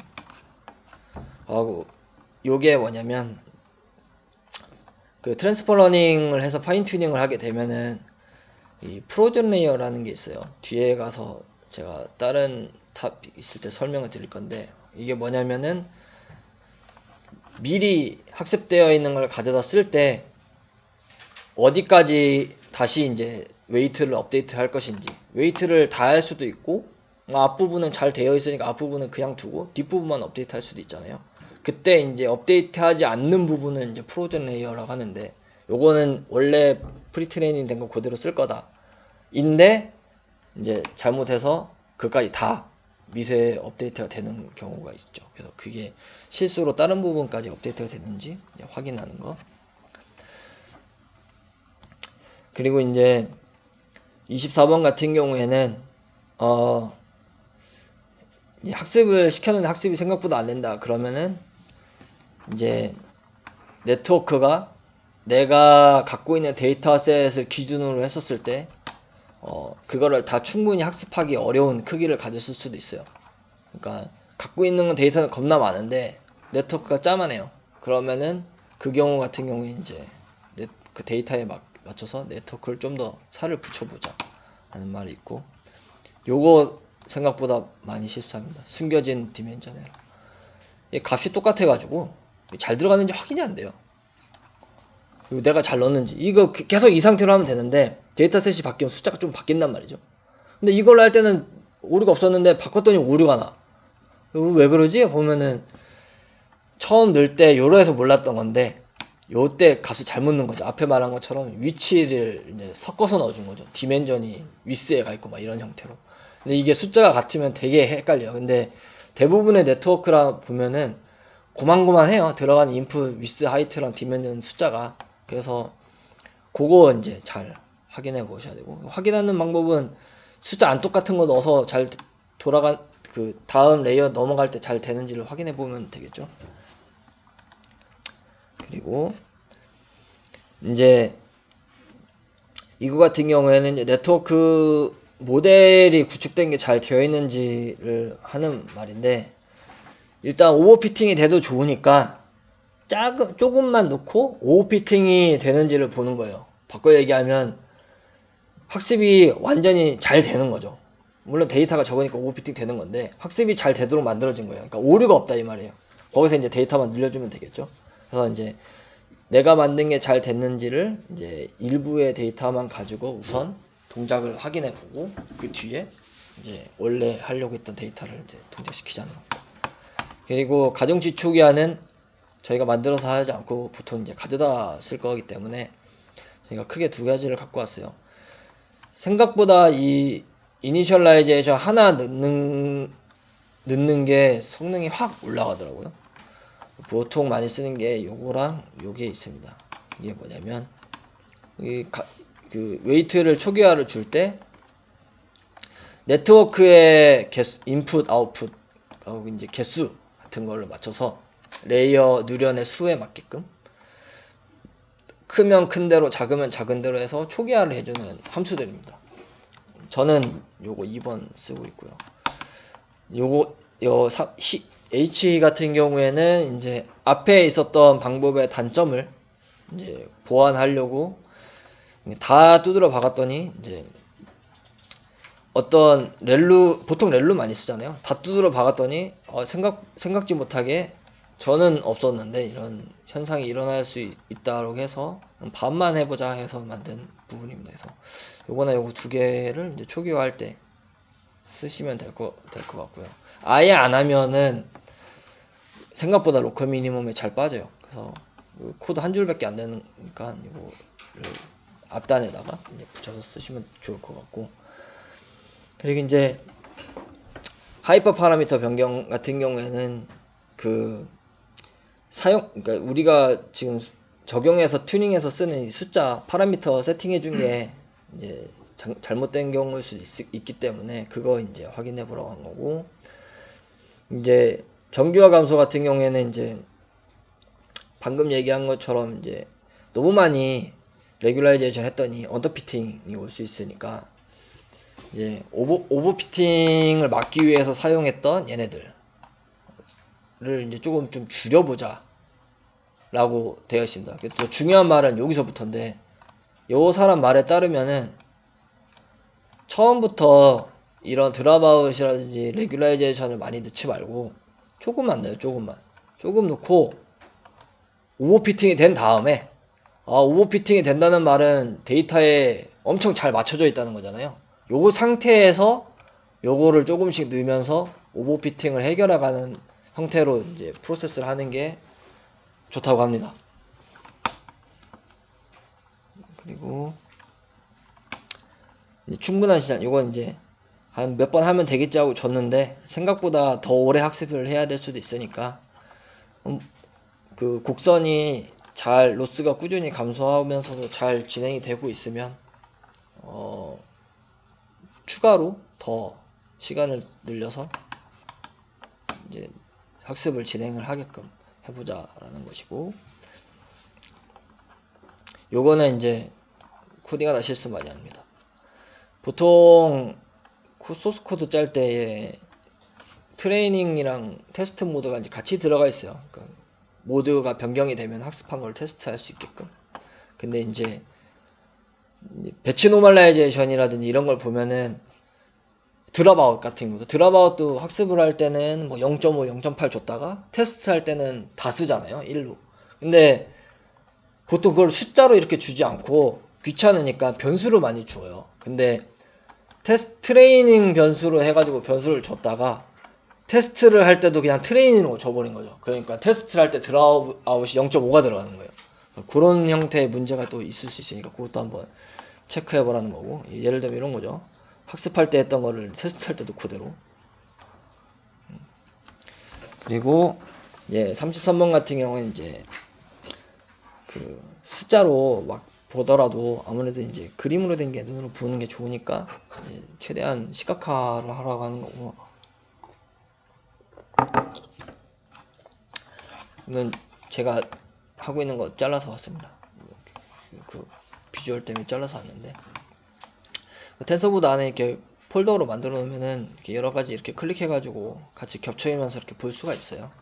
그래서 이제 파라미터 바꿔가면서 했던 거를 이제 확인하면서 보면 좋겠고, 이제 주의해야 될 게 요겁니다. 이게 생각보다 잘 안 보이는데 파라미터가 점점 커져요. 왕창. 요거 잘 체크해 보셔야 될 것 같습니다. 하면서. 그리고 이제 정규화 감소입니다. 이제 앞에 거랑 뭐 비슷한 말인 것 같은데 넘어가도록 하고,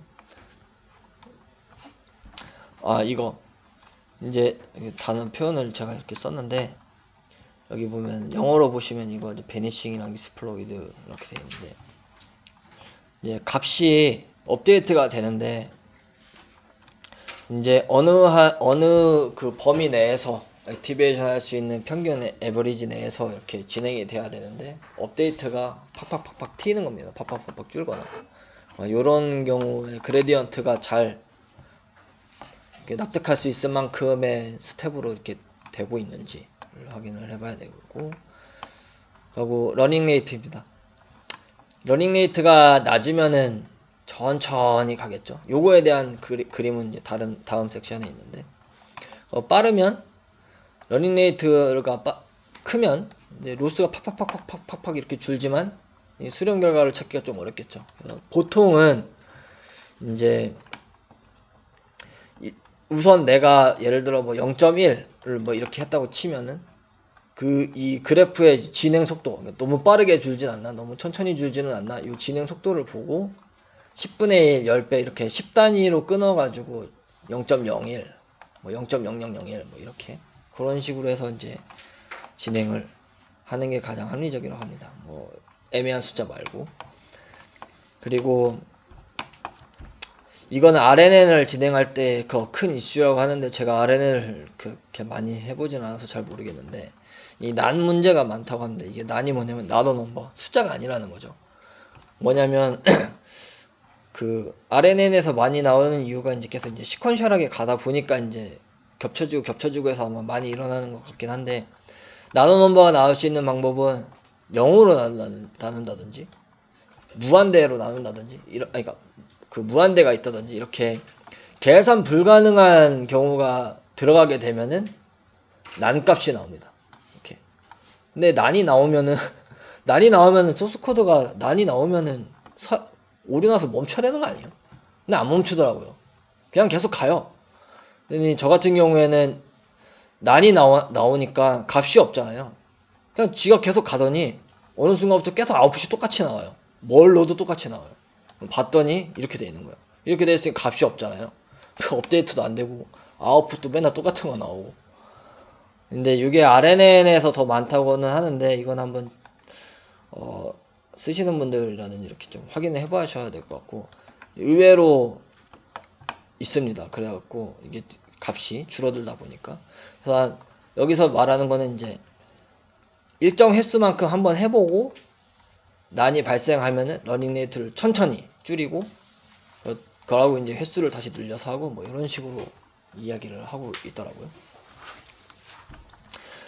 네, 이제 37가지 이후에 이제 다른 내용에 대해서 이제 일단 첫 번째로는 노멀라이제이션 왜 해야 되는가 있는데 보시면은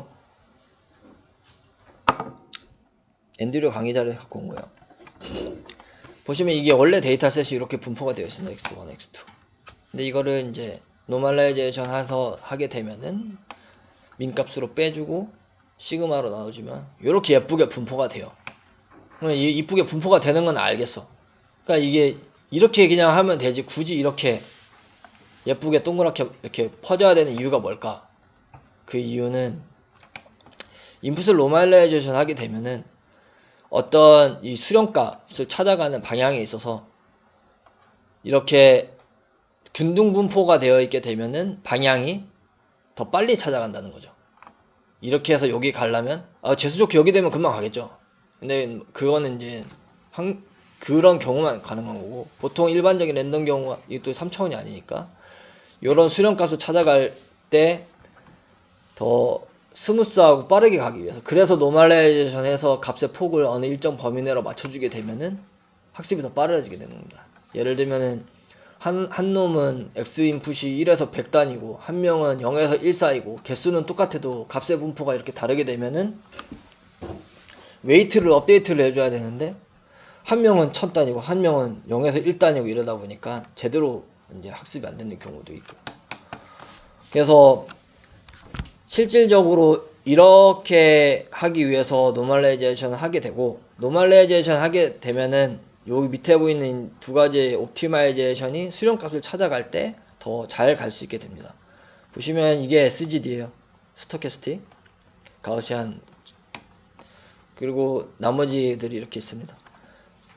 이 그림으로 보시게 되면은 일단 요거 먼저 보면 여기 스타트 지점에서 같이 시작을 했었을 때에 이 SGD 같은 경우는 천천히 가기는 가요. 근데 요즘에 나온 게 하도 잘 나와가지고 모멘텀 같은 경우는 일단 여기까지 갔다가 다시 오기도 하고 이런 형태로 진행이 되고 이렇게 새들 포인트 안정점이 있는 경우 같은 경우에는 이 스토캐스틱 확률적으로 랜덤하게 이렇게 찾는 경우가 되게 되면은 이렇게 새들 포인트가 넓거나 이렇게 되면은 생각보다 찾아서 이쪽으로 빠질 때까지 좀 시간이 걸리는 것 같아요. 약간 그리고 아예 못 가는 경우도 있고 이게 좀 찾을 수 있는 범위 내에 있어야 돼서. 그래서 그래도 아직은 이게 좀 빠르고 효율적인지 모르겠는데 이걸 좀 많이 쓰기는 하는데, 찾아보시면은 더 좋은 게 많이 있으니까 뭐 이런 거 뭐 이렇게, 아니면 그 아담도 있죠. 뭐 이런 것들 찾아서 이제 적용을 하시면 될 것 같습니다. 그리고 이제 저희가 제일 많이 적용해서 쓰는 파인 튜닝이죠. 파인 튜닝 뭐고 언제 어떻게 하면 되는가. 그러니까 파인 튜닝을 제가 트랜스퍼 러닝이랑 헷갈려가지고 찾아봤어요. 찾아보니까 의견이 뭐냐면, 트랜스퍼 러닝이라는 단어는 원래부터 있었었고, 이런 경우에는 트랜스퍼 러닝이라고 사용을 합니다. 파인 튜닝은 말 그대로 미세 조정이라, 트랜스퍼 러닝을 할 때 미세 조정하는 부분이 이제 중요하다 보니까 그게 계속 대두가 돼서 거의 비슷한 의미를 갖게끔 파인 튜닝이 많이 사용이 되는데, 논문에서도 파인 튜닝이 많이 나오고. 근데 실제로 그 찾아보니까 트랜스퍼 러닝으로 많이 하더라고요. 전이학습이라고. 전이학습이 컨셉이 있던 걸 내가 다른 데다 써서 하게끔 맞춰서 쓰는 형태가 이제 전이학습 트랜스퍼 러닝이라고 합니다. 케이스는 총 4가지가 있습니다. 빨간색이 나쁜 거, 파란색이 좋은 겁니다. 네트워크가 이렇게 있을 때 이제 이미지넷이라든지 이런 걸로 이제 1차적으로 트레이닝을 한번 시켰겠죠. 쫙 이렇게. 그리고 데이터가 작을 때는 아까 제가 설명한 이 프리즈, 얘네는 건들지 않습니다. 얘네는 웨이트를 업데이트를 안 시켜요. 그냥 있는 대로 써요. 왜냐면 지금이 제일 잘 돼 있으니까. 그러고 여기만 이제 초기화를 시킨 다음에 여기만 이제 학습해서 업데이트를 시켜주는 겁니다. 그리고 여기 지금 FC 1000이라고 되어 있죠. 그냥 클래스가 1000인 거예요. 나는 500밖에 없으면 이거 500으로 바꿔서 쓰면 되죠. 학습시키고. 하고 이제 데이터가 어느 정도 있으면 이제 점점점 프리즈하는 부분은 이제 줄여나가고, 학습시키는 부분이 넓히고. 아, 데이터 겁나 많다. 그럼 이거 통째로 다시 하면 되죠. 그게 제일 베스트죠. 보면은 1번 같이 내가 갖고 있는 데이터셋이 작은데 데이터셋이 이 미리 학습된 거랑 좀 비슷하게 생겼어. 유사한 경우. 그럴 때에는 데이터가 자체가 작기 때문에 오버피팅이 발생할 가능성이 좀 높아요. 그래서 이 경우 같은 경우에는 이제 리니어 클래시파이어, 요 끝에 부분이죠. 여기 부분만 이제 학습을 시켜서 웨이트를 업데이트 하는 게 좋고, 이제 내가 갖고 있는 데이터셋이 많아요. 거기다가 프리 트레이닝 되어 있는 애랑 비슷하게 생겼어요. 카테고리가. 완전 최고죠. 그럼 이 전체에 대해서 한번 다 학습해서 웨이트를 업데이트 하면 됩니다. 웨이트를 업데이트를 해도 오버피팅이 잘 안 될 거라고 볼 수 있어요. 왜냐면 데이터 많이 있으니까. 이미 얘는 한번 잘 된 거가 증명이 돼서 가져다 쓰는 거잖아요. 네, 세 번째는 데이터셋이 작은데 생긴 것도 프리 트레이닝 된 거랑 달라요. 얘가 제일 최악이죠. 이런 경우 같은 경우에는 첫 번째로 1번처럼 이제 뒷부분만, 여기 끝에 부분만 학습하는 게 좋고, 여기선 추가로 얘기하는 게 이제 네트워크 시작하기 전에 초기 단계에서 그 SVM 클래시파이어라든지 뭐 다른 부분을 좀 붙여가지고 동작시켜서 한번 하는 게 좋다고 하는데, 이게 솔직히 전 이게 아직 본 적은 없어서 이건 잘 이해는 못하겠고요. 근데 컨셉으로는 데이터셋도 다르고 데이터셋도 작으니까 이 모델의 끝자락을 이제 트랜스퍼 러닝 하는 거 말고도 이제 추가적으로 이제 뉴럴넷이 아닌 부분으로 이제 계산을 한번 더 해보라, 뭐 그런 의미인 것 같아요. 이거는 아직 본 적이 없어서 잘 모르겠습니다. 4번 같은 경우에는 데이터셋이 큰데 조금 다르게 생겼어요. 그런 경우에는 보통 생각하면 데이터셋 많으니까 뭐 얘는 이미지넷인데 나는 이미지넷이 아니더라도 뭐 잔뜩 있으니까 괜찮지 않나 라고 생각할 수 있는데, 여기 그 프로페서가 얘기하기로는 그렇다고 하더라도 일단은 여기에서 한번 학습되어 있는 이 웨이트를 초기 값으로 두고 여기에서 업데이트를 해갖고 웨이트를 바꾸는 게 더 좋다고 합니다. 통으로 하는 것보다는. 그래도 아무래도 일단 한번 했었으니까 아예 랜덤하게 주는 초기 웨이트보다는 낫겠죠. 그리고 이거는 이제 실제 뉴럴넷 진행할 때 학습이 잘 되는지 판단하는 방법입니다. 그림을 보면 요게 로스가 빨간색이 제일 예쁜 거예요. 근데 방금 제가 설명드렸던 것처럼 로스만 보면 안 되고 애큐러시도 같이 봐야 돼요. 로스만 잘 될 수도 있으니까. 그래서 이걸 해석을 해드리자면 노란 색깔 오버슈팅이라고 부릅니다. 이게 뭐냐면 이 러닝 레이트가 크다 보니까 러닝 레이트가 크다는 게 뭐냐면 스텝이 커요. 스텝이. 그래서 여기 가야 되는데 팍팍팍팍 이거 가지를 못하는 거예요. 이렇게 여기 들어가지를 못해요. 여기 보면은 여기를 들어가야 되는데 얘가 여기 들어가지 여기가 낮네 하고 이만큼 갔다가 여기가 낮구나 이만큼 갔다가 여기가 낮네 이렇게 여기쪽 오면은 이쪽 방향이 낮다 하고 이 갔다가 이쪽 방향이 낮네 계속 이것만 하고 앉는 거예요. 그러니까 여기 수렴을 못해요. 수렴 자체를 그러니까 계속 이렇게 발산하게 되는 형태. 하이 레벨을 갖고 있는 경우에는 이제 너무 낮으면은 이렇게 볼 가다가 이제 여기 올라갈 힘이 없는 거예요. 이렇게 치고 나가야 되는데 그냥 여기 다 왔다 이제 이런 형태로 이제 너무 스몰할 경우에는 이렇게 로컬 미니멈에 빠지는 경우도 있습니다. 그리고 이제 로스만으로는 평가하기 힘드니까 적당히 애큐러시랑 같이 봐야 잘 되는지를 확인을 할 수가 있어요. 그래서 보면은 요게 이제 트레이닝 애큐러시입니다. 트레이닝 애큐러시 내가 지금 학습한 걸로 다시 애큐러시를 측정해 보면 값이 나오겠죠. 그거와 동시에 이 밸리데이션 셋. 밸리데이션 셋이 뭐냐면 제가 여기 넣지는 않았는데 그 학습이랑 테스트 둘 다 안 들어가는 이제 소규모로 확인할 수 있을 만한 데이터 셋을 말합니다. 보통 트레이닝 셋을 5폴드 하면 5덩어리로 나눠 갖고 그 중에 하나를 밸리데이션 쓰고 나머지 4개를 트레이닝 쓰고 뭐 이런 식으로 하거든요. 그리고 밸리데이션 셋이랑 했었을 때 이렇게 따라가는 것 같더니만 못 올라가요. 애큐러시가 로스는 막 이렇게 줄고 있는데 이 올라가다가 이렇게 말아요. 그게 뭐냐면 오버피팅. 그래서 이거 같은 경우에는 이제 오버피팅을 없앨 수 있는 부분을 넣던지 제일 좋은 건 이거죠. 데이터 더 많이 넣던지. 그리고 엔간히 쫓아가기는 해요. 이렇게 저는 이게 잘 되는 건 줄 알았는데 이것도 오버피팅이라고 합니다. 리를 오버피팅이라고 하는데 이거 같은 경우에는 보통 이제 오버피팅이 나는 경우가 이제 모델의 수용량, 그래서 내가 갖고 있는 데이터에 비해서 모델이 학습하기에 부족한 거예요. 그래서 잘 따라는 가는데 덜 학습돼, 얕아서. 그래서 이제 모델을 좀 더 크게 만들어줘야 된다고 합니다. 저는 한 요 정도만 돼도 잘 되는 거라고 생각했는데 이게 아니더라고요. 여기서는 이렇게 나와서 그렇지 간격이 좀 꽤 있겠죠. 여기 사이에도 아무래도 이제 거의 비슷하게 따라가는 게 제일 좋은 거인 것 같고. 그리고 이제 하시다 보면은 이제 저번에 주성씨 얘기할 때 나왔던 것 같은데 이제 다잉 렐루라는 게 있어요.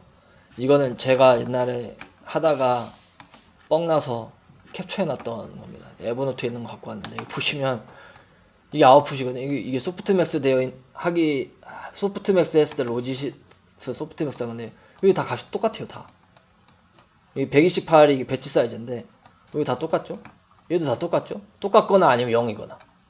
그래서 왜 배치 사이즈를 계속 업데이트해서 애플콜을 해도 다 요 값만 나오는 거야 계속. 왜 계속 똑같은 것만 나와? 했더니 이제 다잉 렐루, 그러니까 죽은 렐루라고 하고 뭘 넣어도 그게 0 아니면 방금 보신 것 같이 뭔진 모르겠지만 계속 똑같은 값만 나와요. 이게 뭐냐면은 중간에 렐루 때문에 값이 죽었어요. 그래서 업데이트가 안 되고 학습이 안 됩니다. 그래서 보통 네트워크가 깊고 렐루가 많으면 이렇게 중간에 가다가 없어지더라고요. 베니싱 되는 것처럼. 그래서 이거는 뭐 간단하죠. 당연히 이거 만들려고 만든 게 있으니까 리키를 해주면 살아납니다.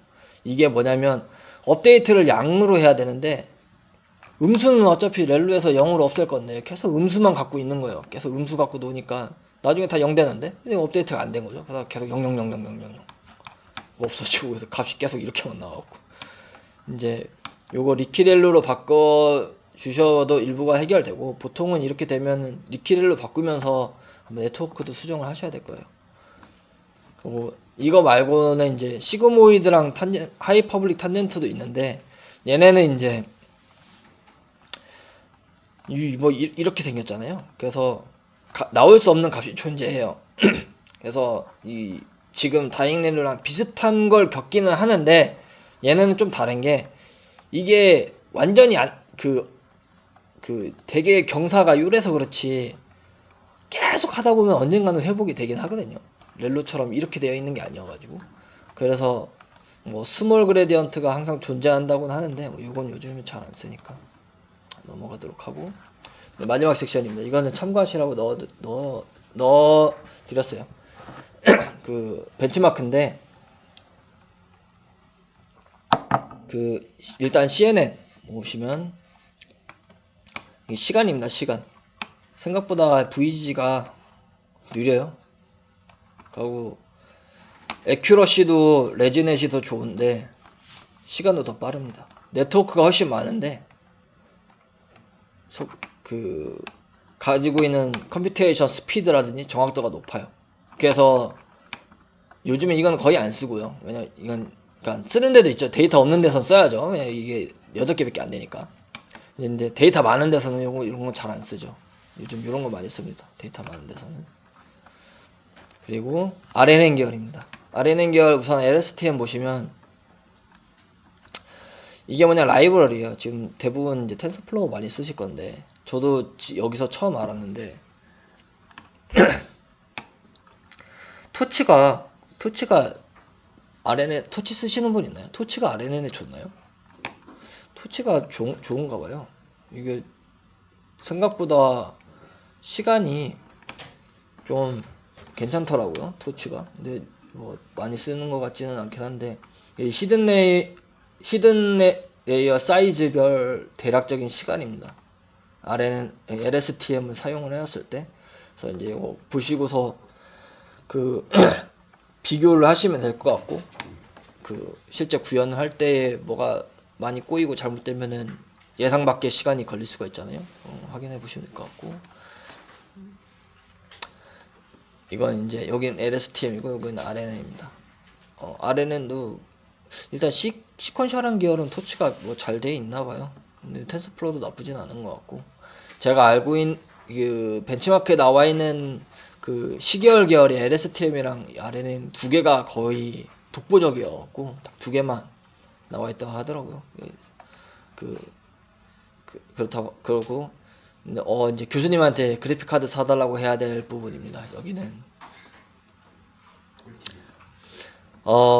그래픽 카드 많죠. 이거 원래 옛날 저희 연구실은 타이탄 썼었는데 요즘 저희 연구실은 다 이거 씁니다. 이거 1080 Ti 이게 1기가밖에 차이가 안 나는데 코어 개수가 달라요.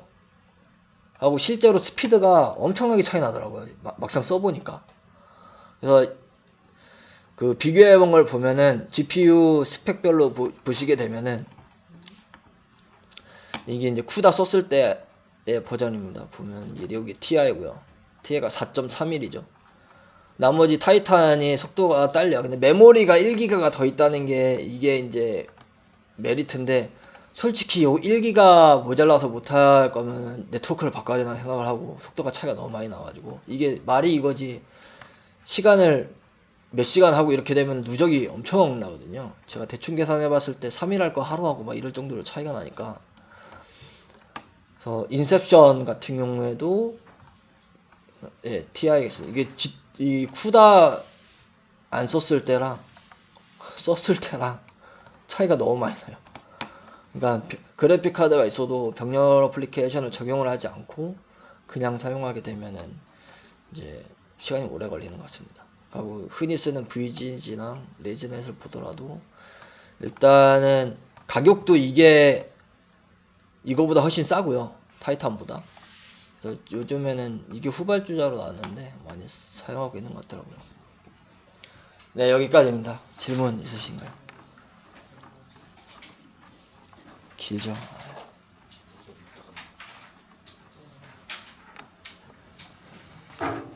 최근에 GPU를 사시려면 아니, 없어요. 최근 건 없어요.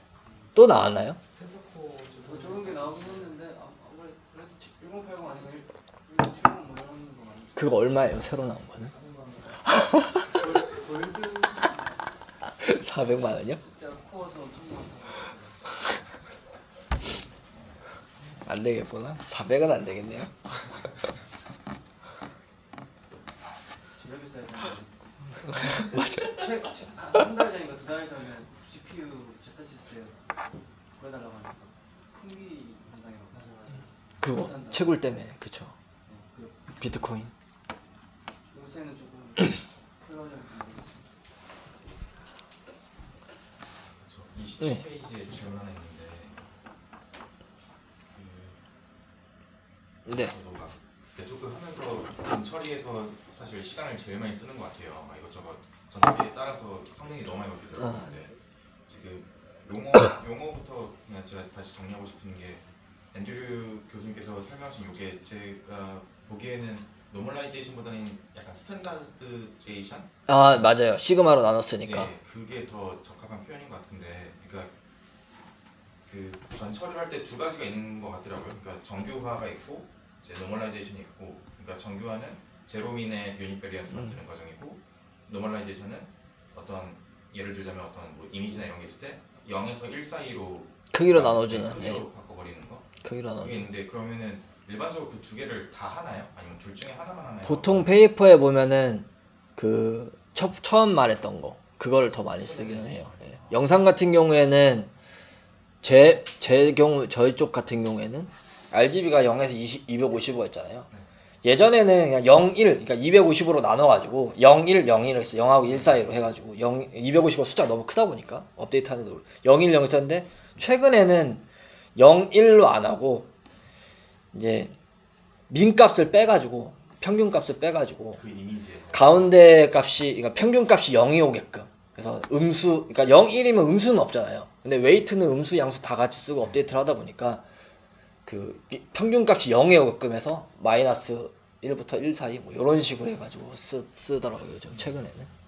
그러니까 크기로 나눴을 때 물론 이제 그 시그마로 해갖고 유닛을 만든 건 아니고 크기로만 나눴을 때 그래서 소스 코드 보면은 0에서 1 뺀다 0에서 1로 만든 다음에 숫자 2를 곱해요. 그럼 0하고 2잖아요. 그래서 2를 빼요. 그래서 마이너스 1에서 1 사이 이렇게 해서 쓰고. 요게 뭐 크게 더 빠르고 그 체감은 잘 못하겠는데 해보긴 해봤는데 뭐 성능도 그렇게 차이 안 나는 것 같고 잘 모르겠어요. 그러니까 저희 쪽에서는 크게 적용 없는 것 같아요. 왜냐면 무슨 인풋을 써도 가져다 쓰는 쪽 인풋에 맞춰야 되다 보니까 어차피 그 네트워크의 인풋이 다 바뀌지 않는 이상은 뭐 다 크게 적용 없더라고요. 그 노멀라이제이션 하면은 속도도 그 차이 안 나고 성능도 그 차이 안 난다. 아 아니요. 그러니까 방금 0하고 1 사이가 아니라 이제 마이너스 1이나 1 이렇게 그러니까 스탠다디제이션이랑 노멀라이제이션 이제 두 개에 대해서 그런 거지 그냥 완전 생짜를 노멀라이제이션 하는 건 차이가 많이 나죠. 그 혹시 아까 말씀해 주실 때는 이게 속도가 좀 차이가 나요. 예. 노멀라이제이션 하지 않고 한 거랑 차이가. 그쵸. 근데 성능에도 차이가 많이 나요. 아, 성능에도 차이가 있을 것 같기는 해요. 근데 보통 성능이 차이 날 만큼 데이터가 되게 이질적인 경우는 크게 없어가지고. 근데 아마 성능 차이가 있을 것 같아요. 여기 설명이라든지 이런 거 그 내용을 좀 보면은 아무래도 이제 학습하기 좋은 형태로 이렇게 만들어 주는 게 이게 지금 우리가 이렇게 봐서 그렇지 여기 보면 여기 중간중간에 구멍도 많을 수도 있고 차원이 높으면 막 뾰족뾰족하고 막 울퉁불퉁할 거 아니에요. 그러면 아무래도 최대한 예쁘게 만들어 주는 게 이런 상태에서 울퉁불퉁한 것보다는 좀 더 정확도가 높지 않을까 싶기는 해요. 스탠다드제이션 나와서 하나 질문 드리는데 그 예를 들어서 동영상 같은 걸 학습한다고 할 때는 만약에 그 스탠다이제이션을 하면은 글로벌에 대해서 스탠다이제이션을 하나요? 아니면 로컬 인풋으로 들어가는 로컬 한 장에 대해서 스탠다이제이션을 하나요? 그거는 필드마다 다를 것 같아요. 저희 쪽은 학습할 때 학습 데이터가 10,000장이면 이 10,000장 평균을 구해요. RGB 평균을. 그래서 그거를 기준으로 해서 그걸 민값으로 써요. 글로벌하게. 예, 글로벌하게. 전체 데이터셋에 대해서. 근데 좀 데이터셋이 바뀌면은 그러니까 이런 거 있잖아요. 뭐 이렇게 학습은 이만큼 해놨는데 과제에서 쓰려면 저쪽에서 해야 되니까. 근데 저기 또 다르잖아요. 그래서 그렇게 하면 또 큰 의미가 있나 싶긴 한데 여기서 민값을 구하는 게. 그래서 그냥 이미지별로 해야 되는 거 아닌가라고 생각했거든요. 로컬하게 단일로. 근데 사용하는 거 보면 그냥 이렇게 그룹으로 하더라고요. 혹시나 만약에 그러면 그 데이터 셋 안에 아웃라이어 같은 게 들어가 있으면은 이게 막 이미지는 그럴까 잘 모르겠는데 예를 들어서 어떤 굉장히 이레귤러한 이미지가 하나 있어가지고 걔가 굉장히 값이 하나만 크고 나머지 거의 뭐 0에 왔다 갔다 한다든가. 그게 데이터가 많으면은 아, 미미하겠죠. 평균이니까 나누기를 했을 때 값이 크면. 근데 10개밖에 안 되는데 한 명이 이렇게 튀면 그거는 좀 치명적일 것 같은데 뭐 10만 장인데 뭐 한두 개가 이렇게 튀면 그건 거의 없을 것 같은데. 혹시 그 37개 그거 중 17번인가 한번 봐주세요. 아, 네. 요거요? 자, 이 전인 것 같아요. 이거요?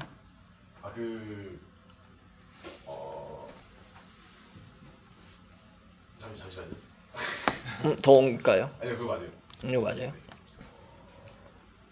그 트레인 밸리데이션 테스트에 대한 프리프레시 검사 부분이 있잖아요.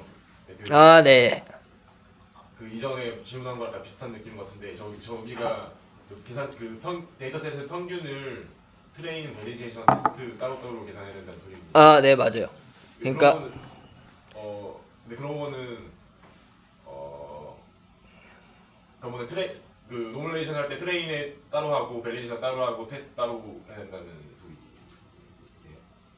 그러니까 여기서는 이렇게 돼 있는데 저는 할 때 이 테스트 셋은 그러니까 원래 페이퍼 같은 경우에는 그냥 각각을 민을 구해서 셋이 딱 정해져 있잖아요. 거기에 대해서 그 값을 가지고 이제 제로민으로 만들어서 해요. 평균값을 빼서. 근데 여기서 말하는 거는 그게 큰 의미는 있을 것 같진 않고요. 실제로 계산해 보면은 값이 되게 미묘해요. 그러니까 되게 이상한, 여긴 사람 데이터인데 여기 자동차를 하지 않는 이상은 어차피 사람 이만큼, 여기 사람 이만큼이면 다 비슷비슷하거든요. 옷도 다 비슷한 색깔이고. 그러면 한 1, 2? RGB가 0에서 250으로 했었을 때 평균값을 넣으면 뭐 112.97 어쩌고 되잖아요. 한 1, 2 정도 차이밖에 안 나더라고요.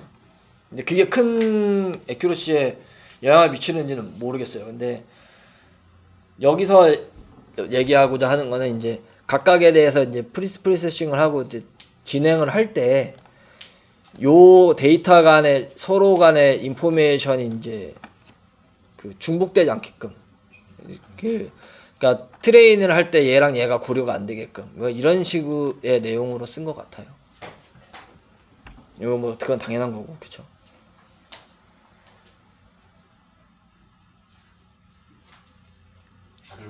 질문 하나 더 드릴게요. 네. 트리플렛 로스가 요즘 많이 쓰인다고 하셨잖아요. 트리플렛. 아, 네. 로스. 어떤 게 있나요? 혹시 잘 몰라가지고. 유명한 거가 뭐 있어요? 트리플렛 로스로 유명한 거요? 네, 아까 요즘에 많이 쓰인다. 요거 하나가 그냥 그렇게 쓰는 거예요. 저희 왜 크로스 엔트로피 로스 하는 것처럼요. 요 이름을 가진 로스를 많이 써요. 끝에다가. 그러니까 여기 예를 들면 이런 로스 있잖아요. 이렇게 할 때 지금 요걸 보시면은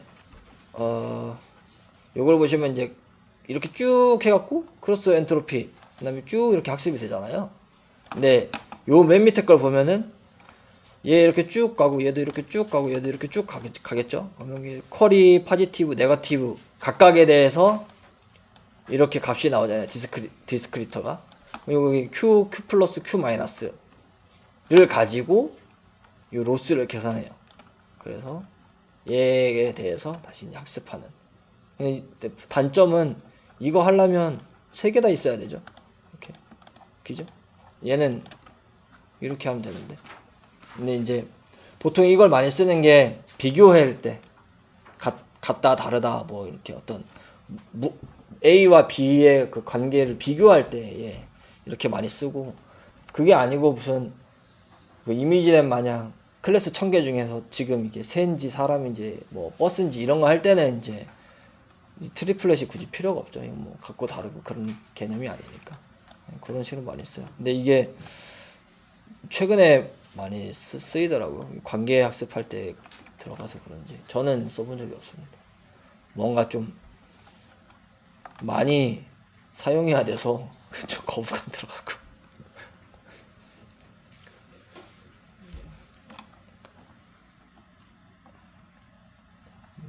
적용하려고 하고는 있어요. 성능이 안 나와서. 네, 질문 없으면 여기까지 하도록 하겠습니다. 발표가 길었네요. 수고하셨습니다. 이거 안 꺼지지? 한시간 반씩은 해야 되는데